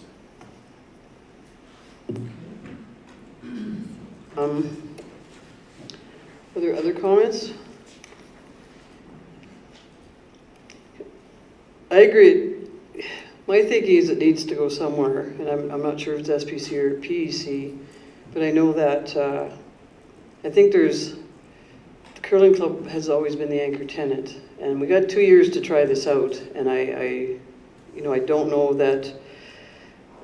I happen to be a curling club member for a year, so I continue to get their emails, and I'm interested in understanding that we're contracting out the ice making right now. I understand that the curling club has to pay for a technician to look after their ice when they're having games. And I understand that they sent out a volunteer call for people to put in the boards on the ice and the carpets. And so to me, maybe there's a better way. We've tried this for 2 years. The curling club's always been the anchor tenant, and I'm not, I'm sure Nicole's had many conversations, but I'm wondering if, well, I'm not wondering, I really believe it should come back to a committee to explore how we can make this all-encompassing, that there's not a technician fee and there's not a volunteer call for boards and whatnot, because it's our facility that we're renting to them, and I'm not sure that that's the way to ask our groups that rent facilities to do so much extra work. And I don't know why it is, and you've had the conversations, but I really think council should consider sending it back to a committee and explore it further to see if there is a possibility that we can make this whole fee model better, but not even just the fee model, the service to our curlers. And is that possible? And all the things we want to explore. So that committee would certainly work with community services and find ways to explore this thoroughly so that our curling club isn't just a renter. And I might be way off base, but I think it's worth exploring. Deputy Mayor? Yeah, I agree with Councillor Windsor's comments. Again, I don't know. I would think that PEC would look at the performance. They wouldn't get into the documenting of a lease or rental agreement. But I agree that our curling club has been a long time in this community. I remember being a small child and going to curling with my father when it was across the street before the original arena burned down. So I know, it's been here over my lifetime. I can't give you my age, but I think it's important that we do make sure that we're doing the best for that group as we do with our other facilities for the groups that use them. Thanks for that. Councillor Moore? I guess maybe I'm looking at it from a different perspective. When we looked at Curling Crowd 15 years ago, we were the only ones that were subsidizing our curling club. Others, volunteers, looked after it, and there was no cost to the municipalities. The attitude was that we subsidized everything else, we should subsidize them. What I see with this model, and I'm sure that Nicole has worked this through, it is increasing in revenues, and we're allowed to use it for other things. What happened before was that they would tell us we couldn't use it for other things in the summertime. And now it is ours to be able to utilize for other things when they're not using it. So I believe Nicole has had those conversations, and that's her job rather than council's, to have those conversations. So I guess I have a little different perspective, but I'd like to hear what Nicole feels the future for this is, because this model has only been here for a couple of years, and some of that was COVID. And so I don't know what her forecast would be, but she's certainly knowledgeable enough to be able to tell us where she feels this is headed, and if we're on the right track, if she feels we're on the right track. And I will let that go to Nicole. My suggestion, because it was at SPC when this all started, and so if it goes back to that, it could be a complete circle, I guess, in the process. And Nicole can speak, or you want to first, or? Yeah, I'll just say a few things just before I hand to Nicole to add anything she wants to add. I'd recommend, just due to the interest in reviewing what information has come back in this report and making a recommendation on how to enhance the enjoyment and usability and functionality of the whole curling club and the system. I think that is a PEC committee, and that's where I'd recommend that it gets sent to for that, where they can look and crunch some of this information in a more detailed way. Anything to add, Nicole? Yeah, through the chair, just to answer Councillor Moore's question. question. I can't answer it 100%, but I would like to say that I've been fortunate, or the town has been fortunate, to have a really strong relationship with the Didsbury Curling Club. That I feel is really, COVID, we really had to work together, and the reason that this model went in place to begin with was because there was an inequity between how our users in the arena or our users in the swimming pool were being charged versus what the curling club was being charged. It also was around bringing some control back, and especially during COVID, there was some situations where we kind of had to make some decisions that we never thought we'd have to make. But in terms of the future, the club's really trying hard. I think a 30% increase, a bounce back of 30% after 2 really real garbage years of COVID, it is encouraging. However, I do, and I think the curling club would want me to say that it would be great to explore, maybe some possibilities on how the town can, like with the ice making and things like that. That's just a situation that's kind of arisen this year because they had some change in terms of their personnel that were in charge of that. And so I welcome the opportunity to be able to work with the committee, to be able to really dig into this a little bit more. I think it's encouraging that, how council feels about the club is how we feel about the club. When you go in and you see, especially on Sterling days, like that's the amount of people that are there, and that the connections and the outings that they're getting and the recreation, it is important to the community. And so I would welcome the opportunity to be able to look at this further, look at ways that maybe we can adjust things even more going forward. I think that we'll be fine going into the season as long as council's agreeable to just let it stand and allow the committee to bring back maybe some better recommendations in the future. Councilor Windsor, thanks for that. Thank you, Mayor Hunter, and that would be one of the questions that I would have, is that we're probably under the gun here right now. It is September or October, and we got a foot of snow on the ground, and the curling should be starting. And so I would imagine that there has to be an arrangement with the curling club at this point in time in place, and as we investigate and look forward to what may be the possibilities in the future. So yeah, I think we have to accommodate that as well. And it is council, obviously, with the service level that they're after, and that's why Nicole works with that committee to understand the expectations of a service level that maybe haven't been. We got this report back now, and that was the whole point of it, that the report comes back and we can work with that report with, I guess, a different committee, which is fine, but the service level can be discussed, researched, recommendations. Nicole? Thanks. Just in terms of how we're moving forward into this season, because we do have rates that are on the books in terms of an hourly rate model. We are moving forward with how we've done it for the past 2 seasons, and they start like next week, so they're ready to roll. That is kind of the way that we're proceeding, and that will give us their season to be able to work internally on how we can look at things maybe for their 24-25 season. And not to put any ideas in the curling club's head, but maybe they have a survey for their members that would help. But I don't know that. So thanks for that, Nicole, and thanks for everybody's input on this. Yeah, should I mention that? Okay. I know some curling club members, so.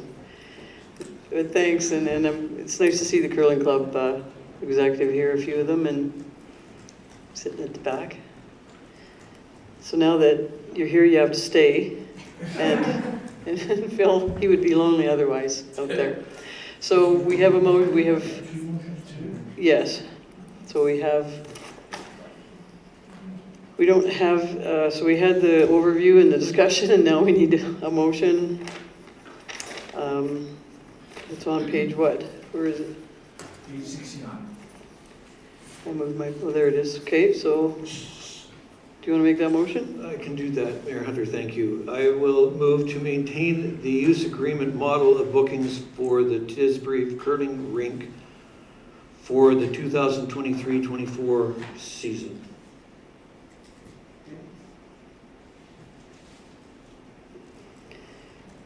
All right, everybody happy with that?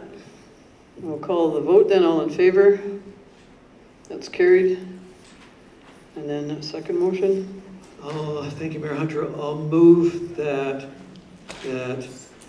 the policy, or no, performance evaluation committee be tasked with investigating potential Service levels. service levels And with regard to the Didsbury Curling Club's use of the curling. and bring back a Bring recommendation. back recommendation to council. Okay. Look at Luana madly typing. Yes. Made you look.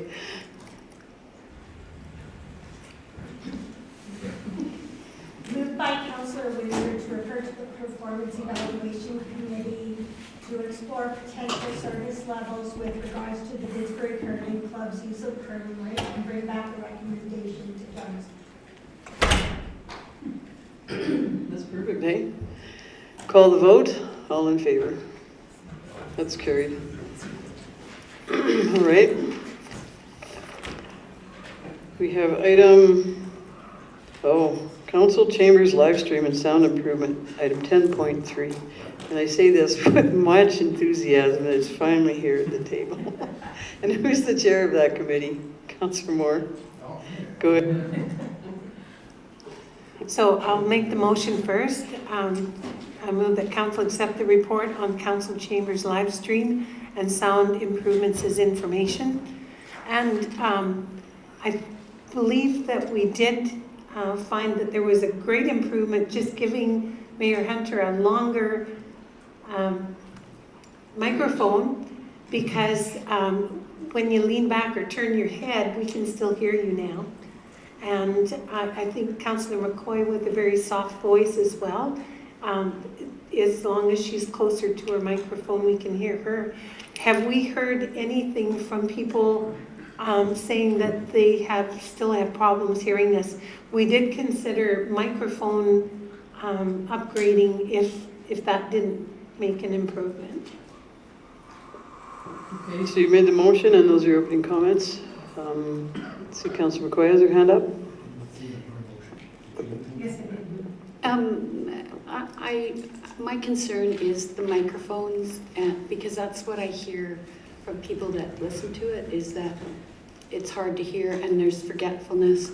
And now there's microphones that are smart enough to record the sound whether we remember or forget to put them on or not.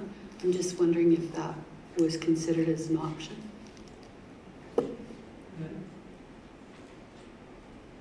May I answer? Yes. Yes, it is on the list. It would be $42,830. And we are trying, especially with the longer microphone here, and I'm not sure, I don't think there's anyone else that can't be heard. It's just very soft voices that aren't, and I'm not one of them. So I don't know that we're still getting those responses.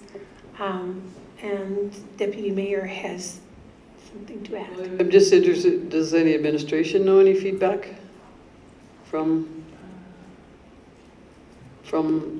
my mic being longer? Yeah, so your mic being longer has made a huge difference, for sure. But Councillor McCoy definitely is another that we have a difficulty hearing, and definitely if council or administration does not turn the mic on and kind of get right up to it, it is problematic to be caught on the live stream and the recording. Deputy Mayor? So I think it's a lot cheaper to remember to turn our mics on and move forward than $49,000. We have 3 to 12 people. I think the statistics of watching is also important to take into this. And on average, we have 3 sometimes up to 12 people that watch live streaming. And the bulk, as you can see in these numbers that have been taken from March till September, September's views are now up to 130. And this is being watched on YouTube the next day, which I've gone on and watched. And inherently, and I don't mean any disrespect by this, the only two counselors that ever cause any kind of hearing from what I have been able to see is Councillor McCoy and Mayor Hunter. I think the longer mic is definitely worked there, and maybe we should consider getting one for Councillor McCoy as well. Along with some of these improvements are also annual fees. And again, we're talking about 3 to 12 people for a $50,000 and X number of dollars a year. I think we can just do a better job, and that money can be definitely well spent elsewhere. Any other comments? Councillor Windsor? Thank you, Mayor Hunter. The only comment that I've heard, I mean, other than soft voices, is that whenever we have a delegation or someone sitting doing a presentation in that chair over there, they're not in the broadcast. They're not included. So I wondered if the committee had considered as an additional camera that could be operated to display the individual that's sitting at that chair over there. Answer? Yeah, please answer that. That was not on our list to add an additional camera. Maybe we could have them moved to somewhere where they're in sight, or have the camera turned toward them. I think that everybody should remember that our meetings are public, and we could certainly have the gallery full if people really wanted to see us live. Maybe they don't want to see us like really live. Councillor Baswick and then Deputy Mayor. Thank you, Mayor. One of the biggest things is the gallery at the back quite often cannot hear. And the speakers on the back end would be helpful for the gallery. You have to remember, we're doing this for the public. This isn't for us. I don't care whether you can hear it or not. It doesn't make any, it doesn't matter. It's the public we serve that have to have the information and clear sound so they can interpret what we are saying and what the meeting is doing. And I don't want to go for the full package of $80,000 or $90,000, but I would certainly be in favor of the microphone upgrade. There's another advantage to this. If someone's hard of hearing, there is a plug-in jack on the side of that facility that you can have an earphone, so you would not miss any councilor's comments. That's one other advantage. The microphone, I believe, is Omni, so if you're off to the side, you will pick up the voice. And also, there's a speaker coming out of the microphone itself. So there are many advantages to this that are being overlooked for the simple idea that it's going to cost money. Remember that this is a long-term thing. Once it's purchased, and there is no residual. They don't pay monthly for this thing or any kind of licensing or nothing. It's a one-time purchase. The licensing part and the annual fees comes with the video side. So this would be a one-time thing, and it would be forever. And I think people would be forever grateful that we did this. And we built here our CFO, our engineer, our legislative person, the people that are important from administration side that don't have to wander around picking up another microphone, what looks a little bit amateurish from my point of view. Thank you. Okay, so an easy fix for Councillor McCoy, I agree, is the same mic as I have, and that these screw out, I think. You just screw one in, which makes sense. The committee researched everything that I can, like, it's all there. And they come back with a recommendation at long last, which we thank them for all the hard work and all the hard work they made the administrative team do with research. And unless Councillor Moore wants to change her motion, I think we'll vote on it to accept as information. And if there's other motions coming out about exploring other things, then that would have to be separate. Because you're tasked with so many things, and you explored all those things, and so that task is now done. And if council wants to consider another tasking of the PEC to look at something different than what they were looking at, then that would have to be a separate motion. So unless there's other comments, I will call the vote to accept council chambers live stream and sound improvements as information. Call the vote, all in favor? That's carried. And I see no other hands for any other motions. So we have item 10.4, the additional week of green bin pickup update. I believe this was tasked as a different motion. Councilor McCoy, you have something to? I was just going to make the motion. Oh, okay. Did this come from the committee? Well, I'm just wondering if, with the information here now, if you want to make the motion, that's fine. We'll have a discussion, and there's two options for motions, though, so I don't know which one you're going to make, but go ahead and make a motion. I motion that we approve one additional week of compost bin pickup for the service dates of November 21st, 22nd, and 23rd, with an estimated cost of $3,000 to be funded from the solid waste reserve. Thank you. Comments, questions, Councillor Moore and Councillor Windsor? I was the one that brought this up because my trees still were full of leaves. Well, one of them has dropped all its leaves, and I got 5 bags on a 25-foot lot. But the other, the columnar aspen still is full of leaves. I could manage now with the 1 week left. It isn't quite as urgent as it was, and yet it still would be helpful if ever the snow leaves and I can blow my leaves again.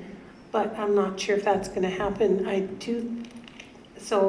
I'm not pushing for this the way I was before, and yet I think I would certainly be able to use it. I couldn't get everything in the bin this time. Okay, thank you. Councillor Windsor? Thank you, Mayor Hunter. I think that given that we had a little snowfall here recently, that all the leaves that have been on the ground are under the snow now, and anybody and ice, and it would be a challenge to gather that up to put in any bin, and the possibility with the wind that we had that there are trees that would still have leaves, which would be, I would think, very limited in the community. I will vote against this. I don't think that this is necessary at all. Thank you, Councillor Williams.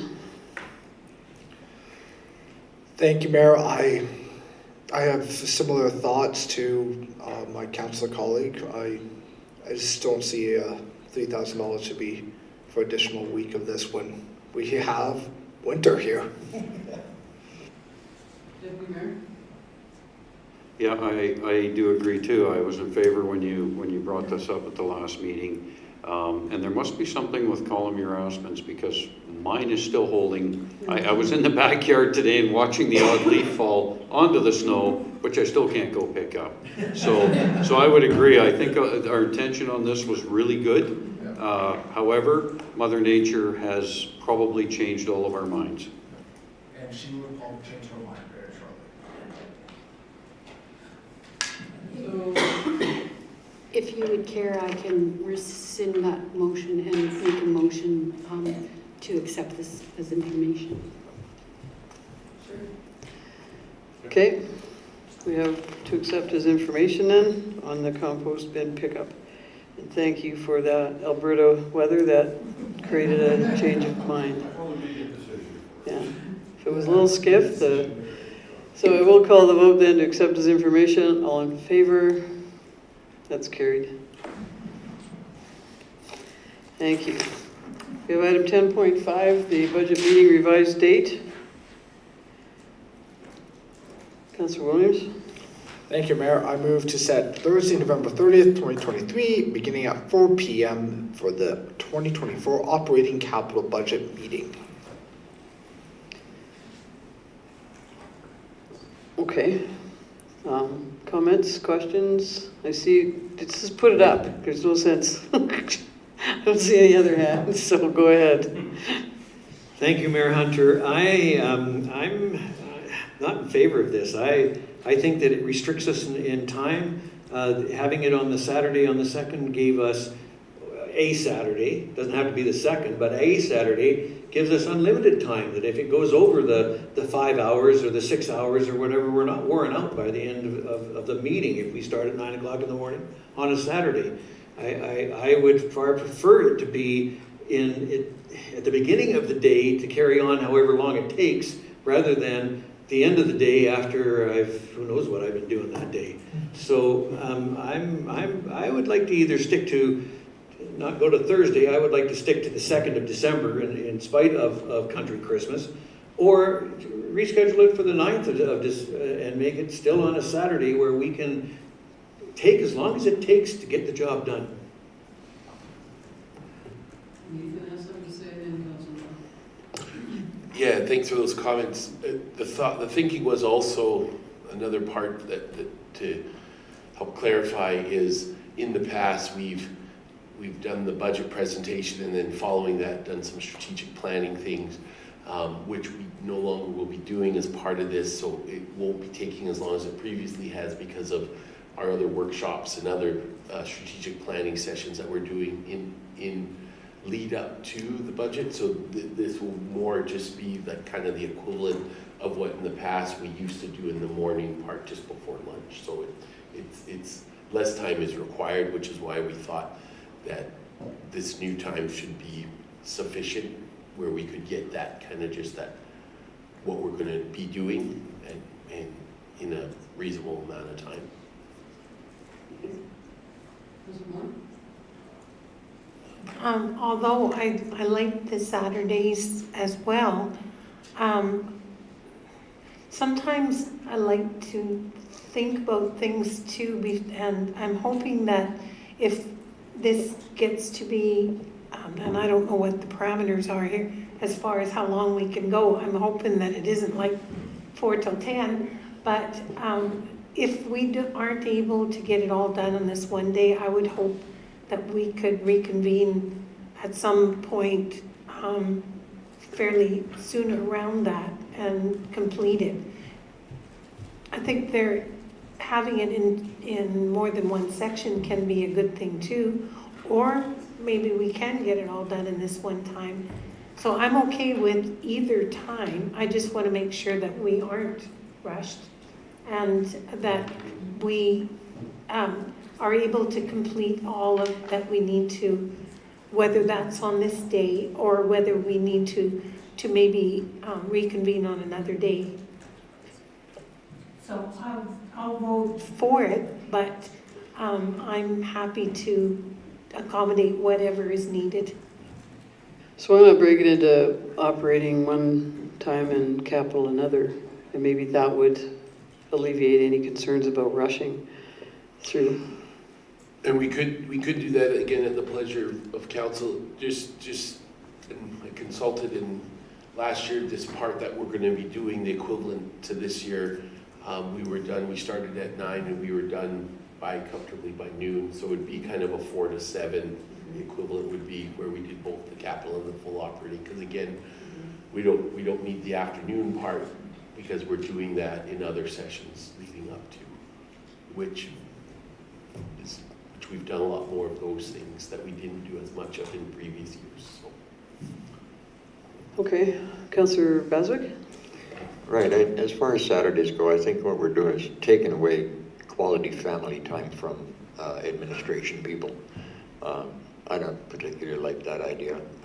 I wouldn't want to do it, so that's my opinion on that one. Thanks.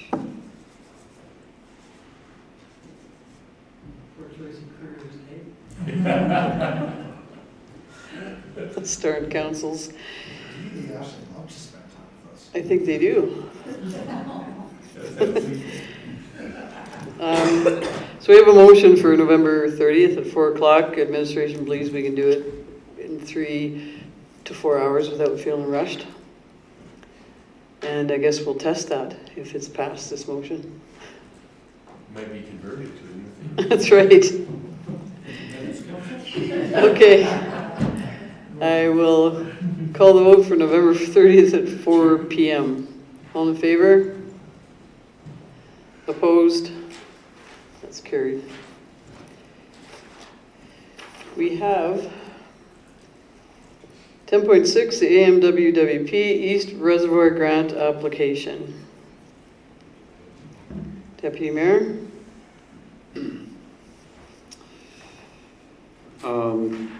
I move the council approve proceeding with the AMWWP funding application and agree to provide a letter of support to be included with the application package.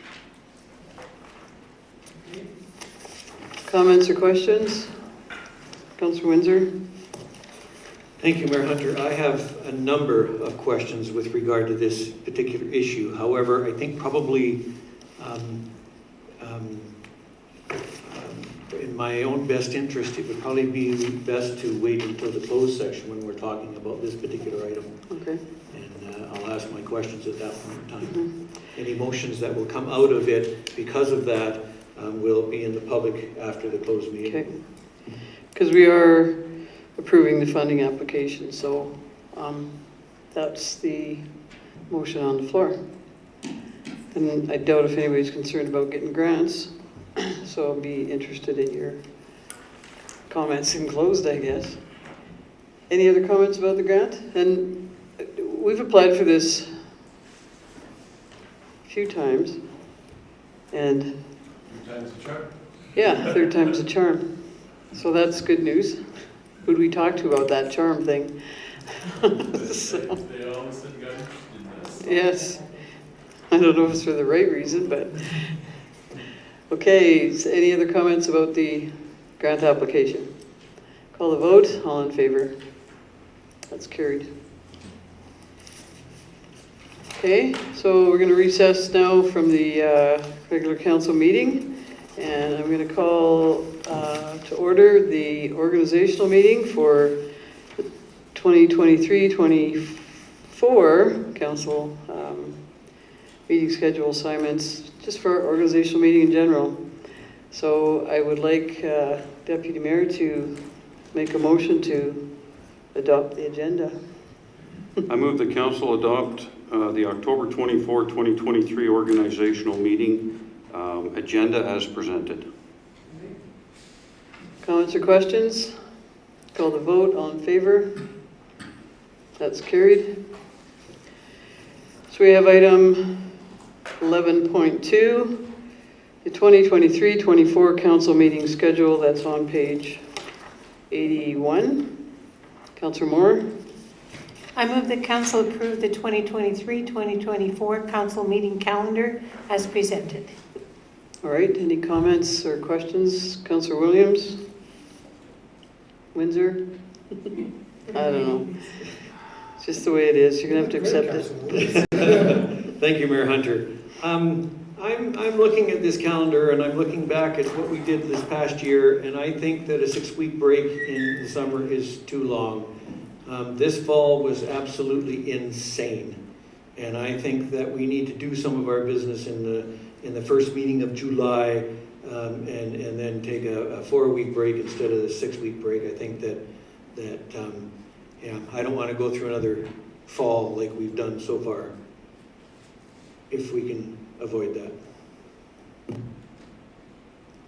I know council has discussed this, and I expressed my concerns about an 8 or 9 week break as well, and I wasn't on break for that time, but are there any other comments about how busy we have been since we've made this decision for another 9-week break? Because it has been hit the ground running, and it's been sometimes overwhelming with time. But I know the Vision Committee discussed it, and that's why it's here. But has anybody had any reflective thoughts now that we've been through a September, October like we have? Councillor Moore? I guess probably that I appreciate having the meeting on the 27th of August. I think that the thing that we felt rushed to get back to work. I don't think that the pressure is so much going into July, because you've got like the July long weekend, and like really what are we going to accomplish by having another meeting in July? I feel more pressure coming back to work at the end rather than at the beginning. So I feel that the rush is going to be in August rather than July. And I'm not sure about going back to the 13th of August. That seems a long way. So I'm not sure how I feel about that one. But I do feel that August rather than July is where I feel the pressure. Any other comments, Deputy Mayor, and then Councillor McCoy? Yeah, I don't necessarily need a 6 or 8 week break. That doesn't matter to me. I can certainly book my time away. I think one of the things that we did try and consider in the visioning committee, though, was the amount of time that administration has a lot of employees to kind of flow through. So I don't even know if we came back earlier, if they would be able to provide us with a really busy schedule. But I absolutely agree with Councillor Windsor and the amount of work that we're doing at the moment.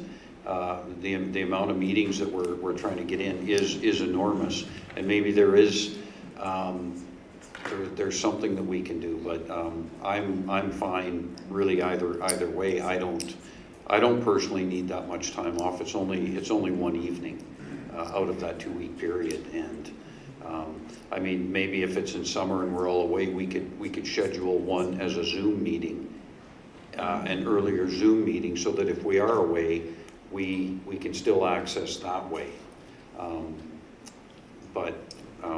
Yeah, I'm not committed to 6 weeks, 8 weeks, 4 weeks, 10 weeks, whatever works. But we do have to consider staff not being here to even present us with an agenda.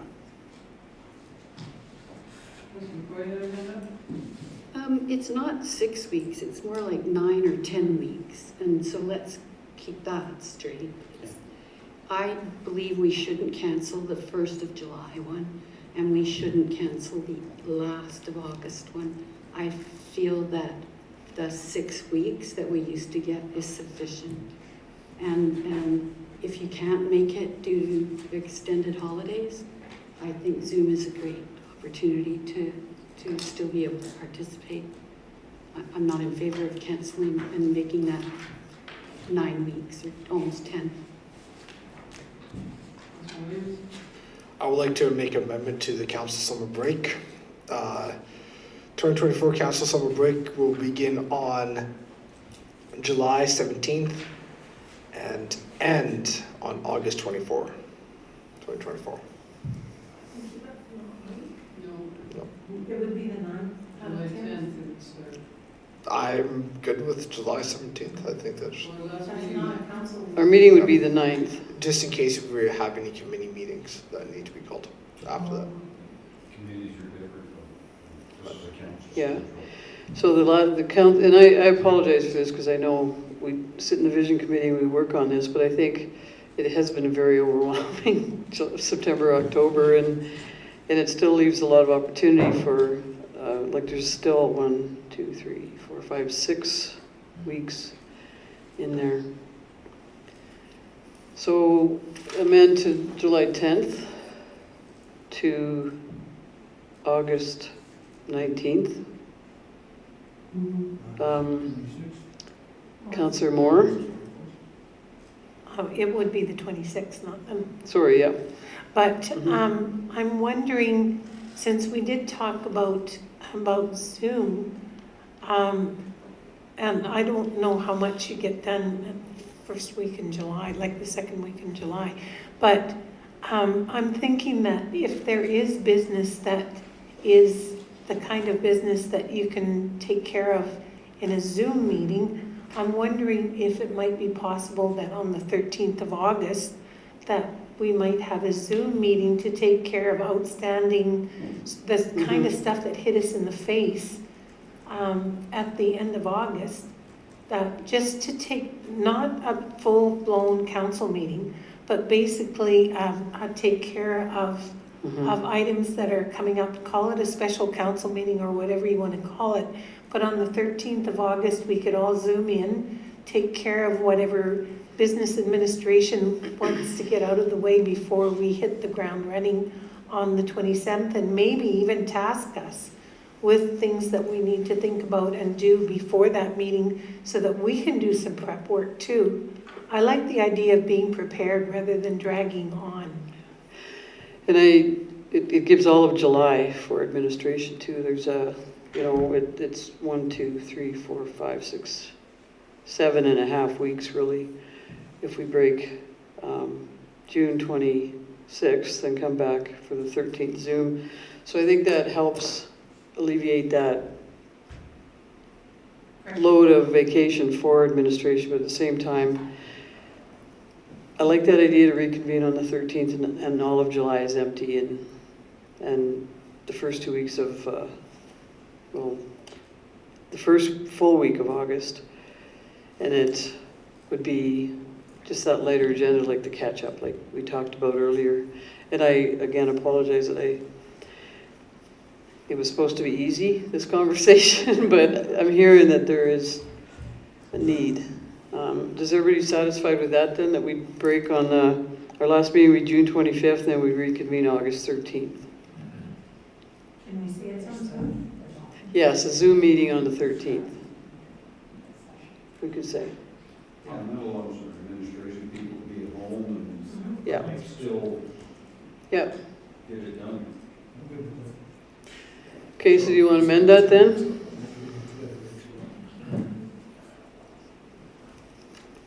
Yes, I'll amend that to, again, second time. Council summer break begin on June 26th and end on August 12th. Do you want to specify Zoom? To a Zoom meeting on August Reconvene 13th. to a Zoom meeting on To August specify it Zoom. So in Okay. other words, if we all Zoom. Yeah. Yes, so we'll make sure that that's what it is. Administration as well. Okay, so I'm ready to call the vote then. Should we take the administration? No, I'll call the vote. All in favor?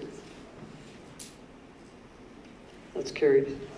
Thank you, everyone, and we'll move on in a smooth and orderly fashion now. We have appointing of deputy mayor and alternate deputy mayor for 2023-24, item 11.3. Councillor Vazek? One quick question just before. Which is cheaper, Zoom or Google Meet? Is Google Meet free and Zoom we have to pay for? Yeah, Right? Is that right? well, we pay for it, Okay, it's but not cost. So there's the cheap one. We'll just say virtual. How's that? Yes. Like, Yeah. I know it's too late, but okay. the understanding is it'll be virtual. And I would like to nominate Councillor Engel as continue on as deputy mayor. Okay, so the first motion, To appoint Councillor Kurt Ingle as deputy mayor until the organizational meeting in 2024. Call the vote. All in favor? That's carried. And Councillor Bowser, you might as well finish that. Say again? Well, there's another motion there to appoint the alternate mayor, deputy mayors.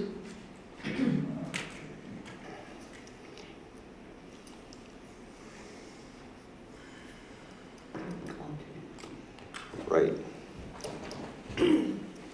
And to appoint Ethan Williams as the alternate.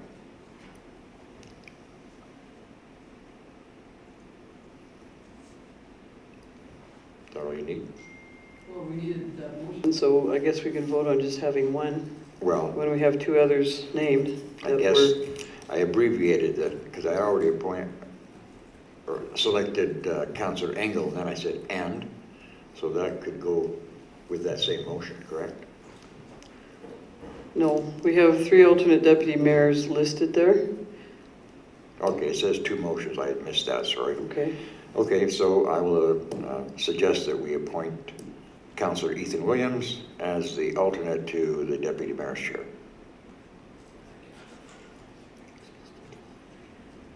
For Encourage everyone to, February 24 to June 24.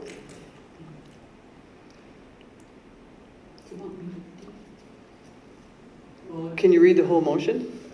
Because Councillor Moore is October 25th to February 24th. Councillor Ethan Williams is February 25th to June 22nd. And Councillor Bill Windsor is June 23rd to October 22nd. Okay, so everybody's sharing this. Is that the idea? Yes. Okay. I'd like to move to appoint the alternate deputy mayor as follows. Councillor Dorothy Moore, October 25th, 2023 to February 24th, 2024. Councillor Ethan Williams, February 25th, 2024 to June 22nd, 2024. Councillor Bill Windsor, June 23rd, 2024 to October 22nd, 2024. Thank you. You're welcome. I will call the vote. All in favor? That's carried. We have item 11.4, 2023-2024 council assignments. Councillor Moore? I move the council approve the 2023-2024 council assignments as presented. All right. I will call the vote on that as well. All in favor? Opposed? That's carried. And we have item 11.5, public member appointments. So we have 11.5.1, the Municipal Planning Commission. Deputy Mayor. I move the council appoint Shirley Madge and Craig Martin to the Municipal Planning Commission until the organizational meeting in 2024 and reaffirm the rest of the members as presently constituted. I wonder if they know they're constituted. Councillor Moore and then Councillor McCoy. Mayor Hunter, I'm just wondering on page 64 where the blanks are, were we supposed to be filling those in? no, No? Okay. yeah, so, We've just got the MPC.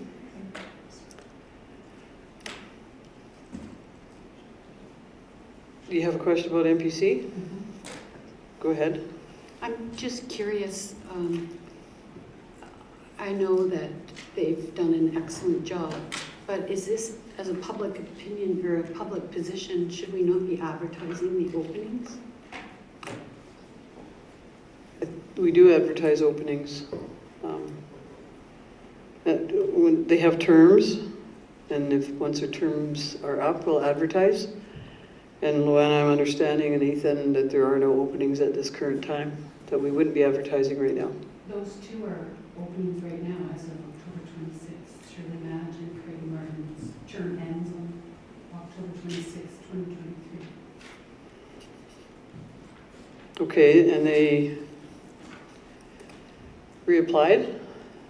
They put that name forward and that process has been done. Was it advertised? I don't do that. So Ethan, do you want to speak to that, or? I think, Yeah, no, because there was interest in those two members, we didn't advertise, no.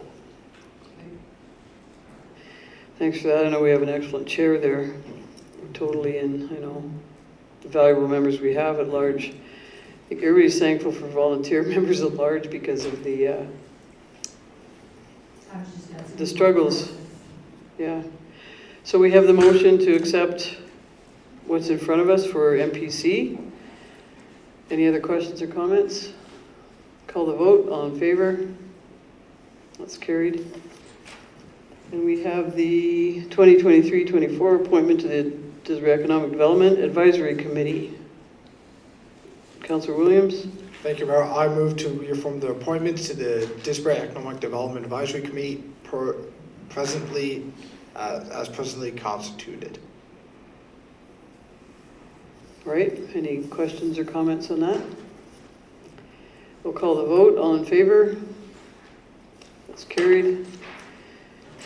And we have 11.5.3, the Didsbury Municipal Library Board appointments, as recommended by the Library Board. Deputy Mayor?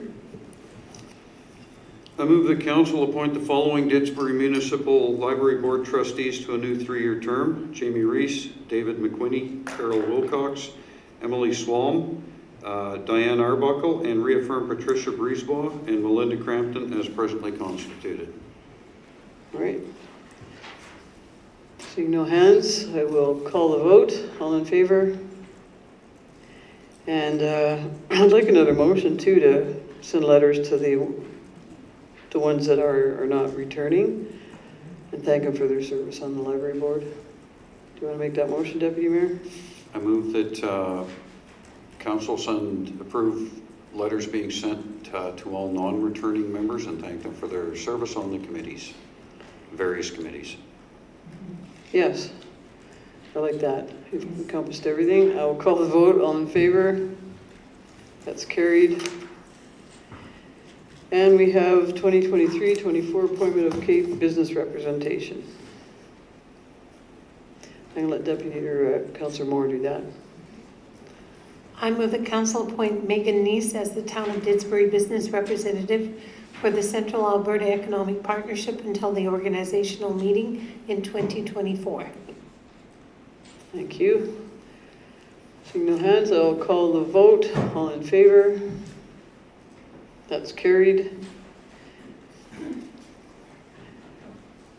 And I will now go for adjournment of the organizational meeting. Yes, but the organizational meeting is over now. Oh, sorry.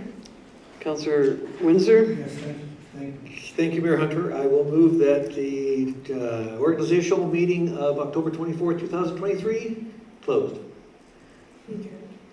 Adjourned. Adjourned. Call the vote. All in favor? That's carried. Thank you. Okay, yes, we do have correspondence and information on Councillor Moore's favorite topic of proclamations. All right, I'll make the motion. Okay. I move that council accept the correspondence items presented as information. Okay. Any comments? Councillor Williams? Since they're asking for a request and our policy does not allow that, I would like to make a separate motion after this motion. Well, I've had this discussion with someone, or more than one, and I don't think we need to send letters saying we're not going to, it's just accepting it as information, and it could become a very cumbersome trying to explain to them why we don't proclaim things. So I appreciate that, but Ethan wants to speak, so I'll let him speak. Well, what will help maybe is the policy does have an answer for, it does say that when these come, that administration informs them of our policy and lets them know. So There's no motion needed. yeah, it's already our process. Oh, I was going to actually make a motion to send the policy to Policy and Governance. It is there already. Is it on the docket? Yes. Okay, then never mind, then I will show. You could reinforce that. Second motion no, it is on the docket, yes. And so the new PGC committee will, well, you're not the chair anymore because you'll have your own organization meeting. But you were. Okay, as of 2 minutes, you're about 5. So we have a motion to accept the correspondence as information. I'll call the vote. All in favor? That's carried. And we have council meeting highlights. And I'm gonna be extra. Nope. Gee. I'm gonna let Councilor Baswick go first because he's deserves to. Gee, thanks, Mayor. I guess the first one that hits home is that young Dominique. I thought he was very gracious to accept the award as naming our complex, and he did a nice job. He's a nice young fella, and I think that was my highlight. Good one. Councilor McCoy? Mine would be the renaming of the park to the Jets Park. So is that different than what Councilor Baswick just said? He liked the He was just person. talking about the person that, well, that's unusual. I interpreted that different. That's fine. I just, my interpretation. Okay, Councilor McCoy, that's fine.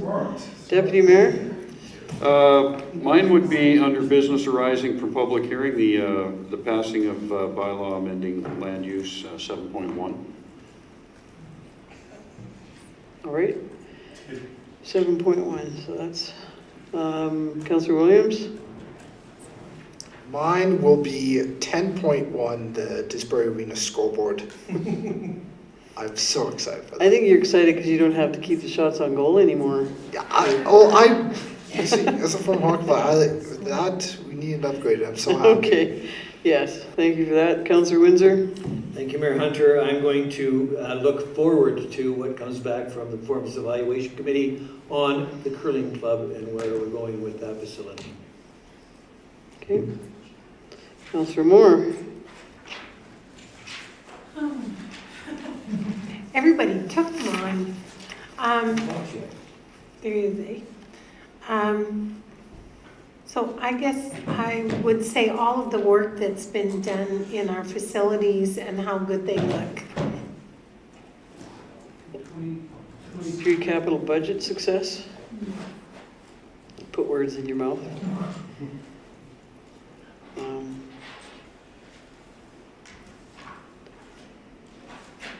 Well, I think it's been a long time since, we mentioned that we have one very dedicated gallery member, and we're thankful that we do have that.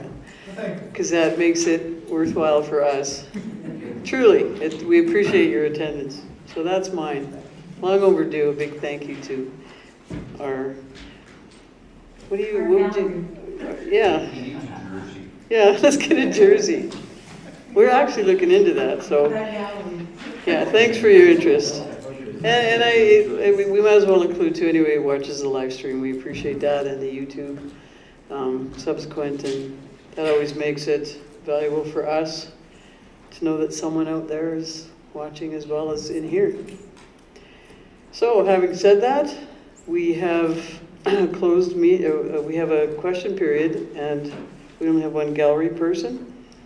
Okay. And maybe that'll be part of the highlights whenever he does speak at one. Okay, so we'll have a motion to go to closed at 8:33. Councilor Williams. 2 minutes, 2-minute break. Stay warm, Phil. Thank you. Loved your picture of your first frozen beard. Second frozen. Although it was on Facebook. Yeah. He did, he posted his first frozen beard for the season, yeah. Because he did all the snow.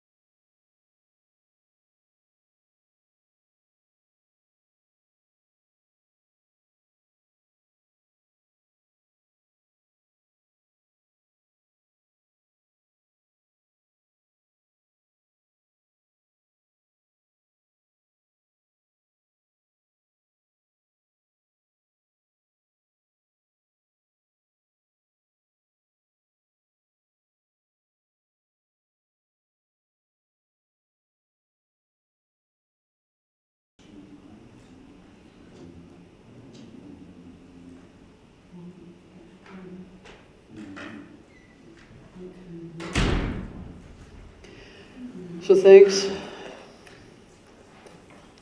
for sharing everything, everybody. And Lisa will give us a thumbs up when she's ready. We're good. Oh, good. Okay, we're good. So we have I'll just go around the table again. Item 15.1, the draft multi-year capital plan to accept as information. Councillor Moore.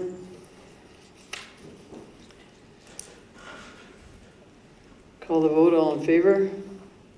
That's carried. And the land proposal to accept as information and direct in its administration to respond as discussed.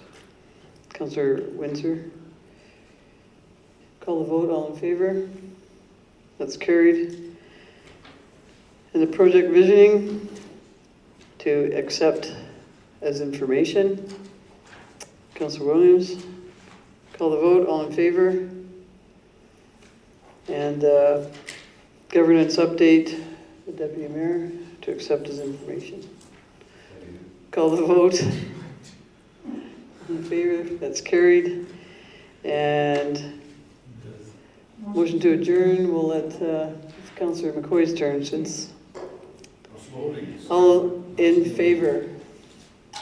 That's carried at 9:44.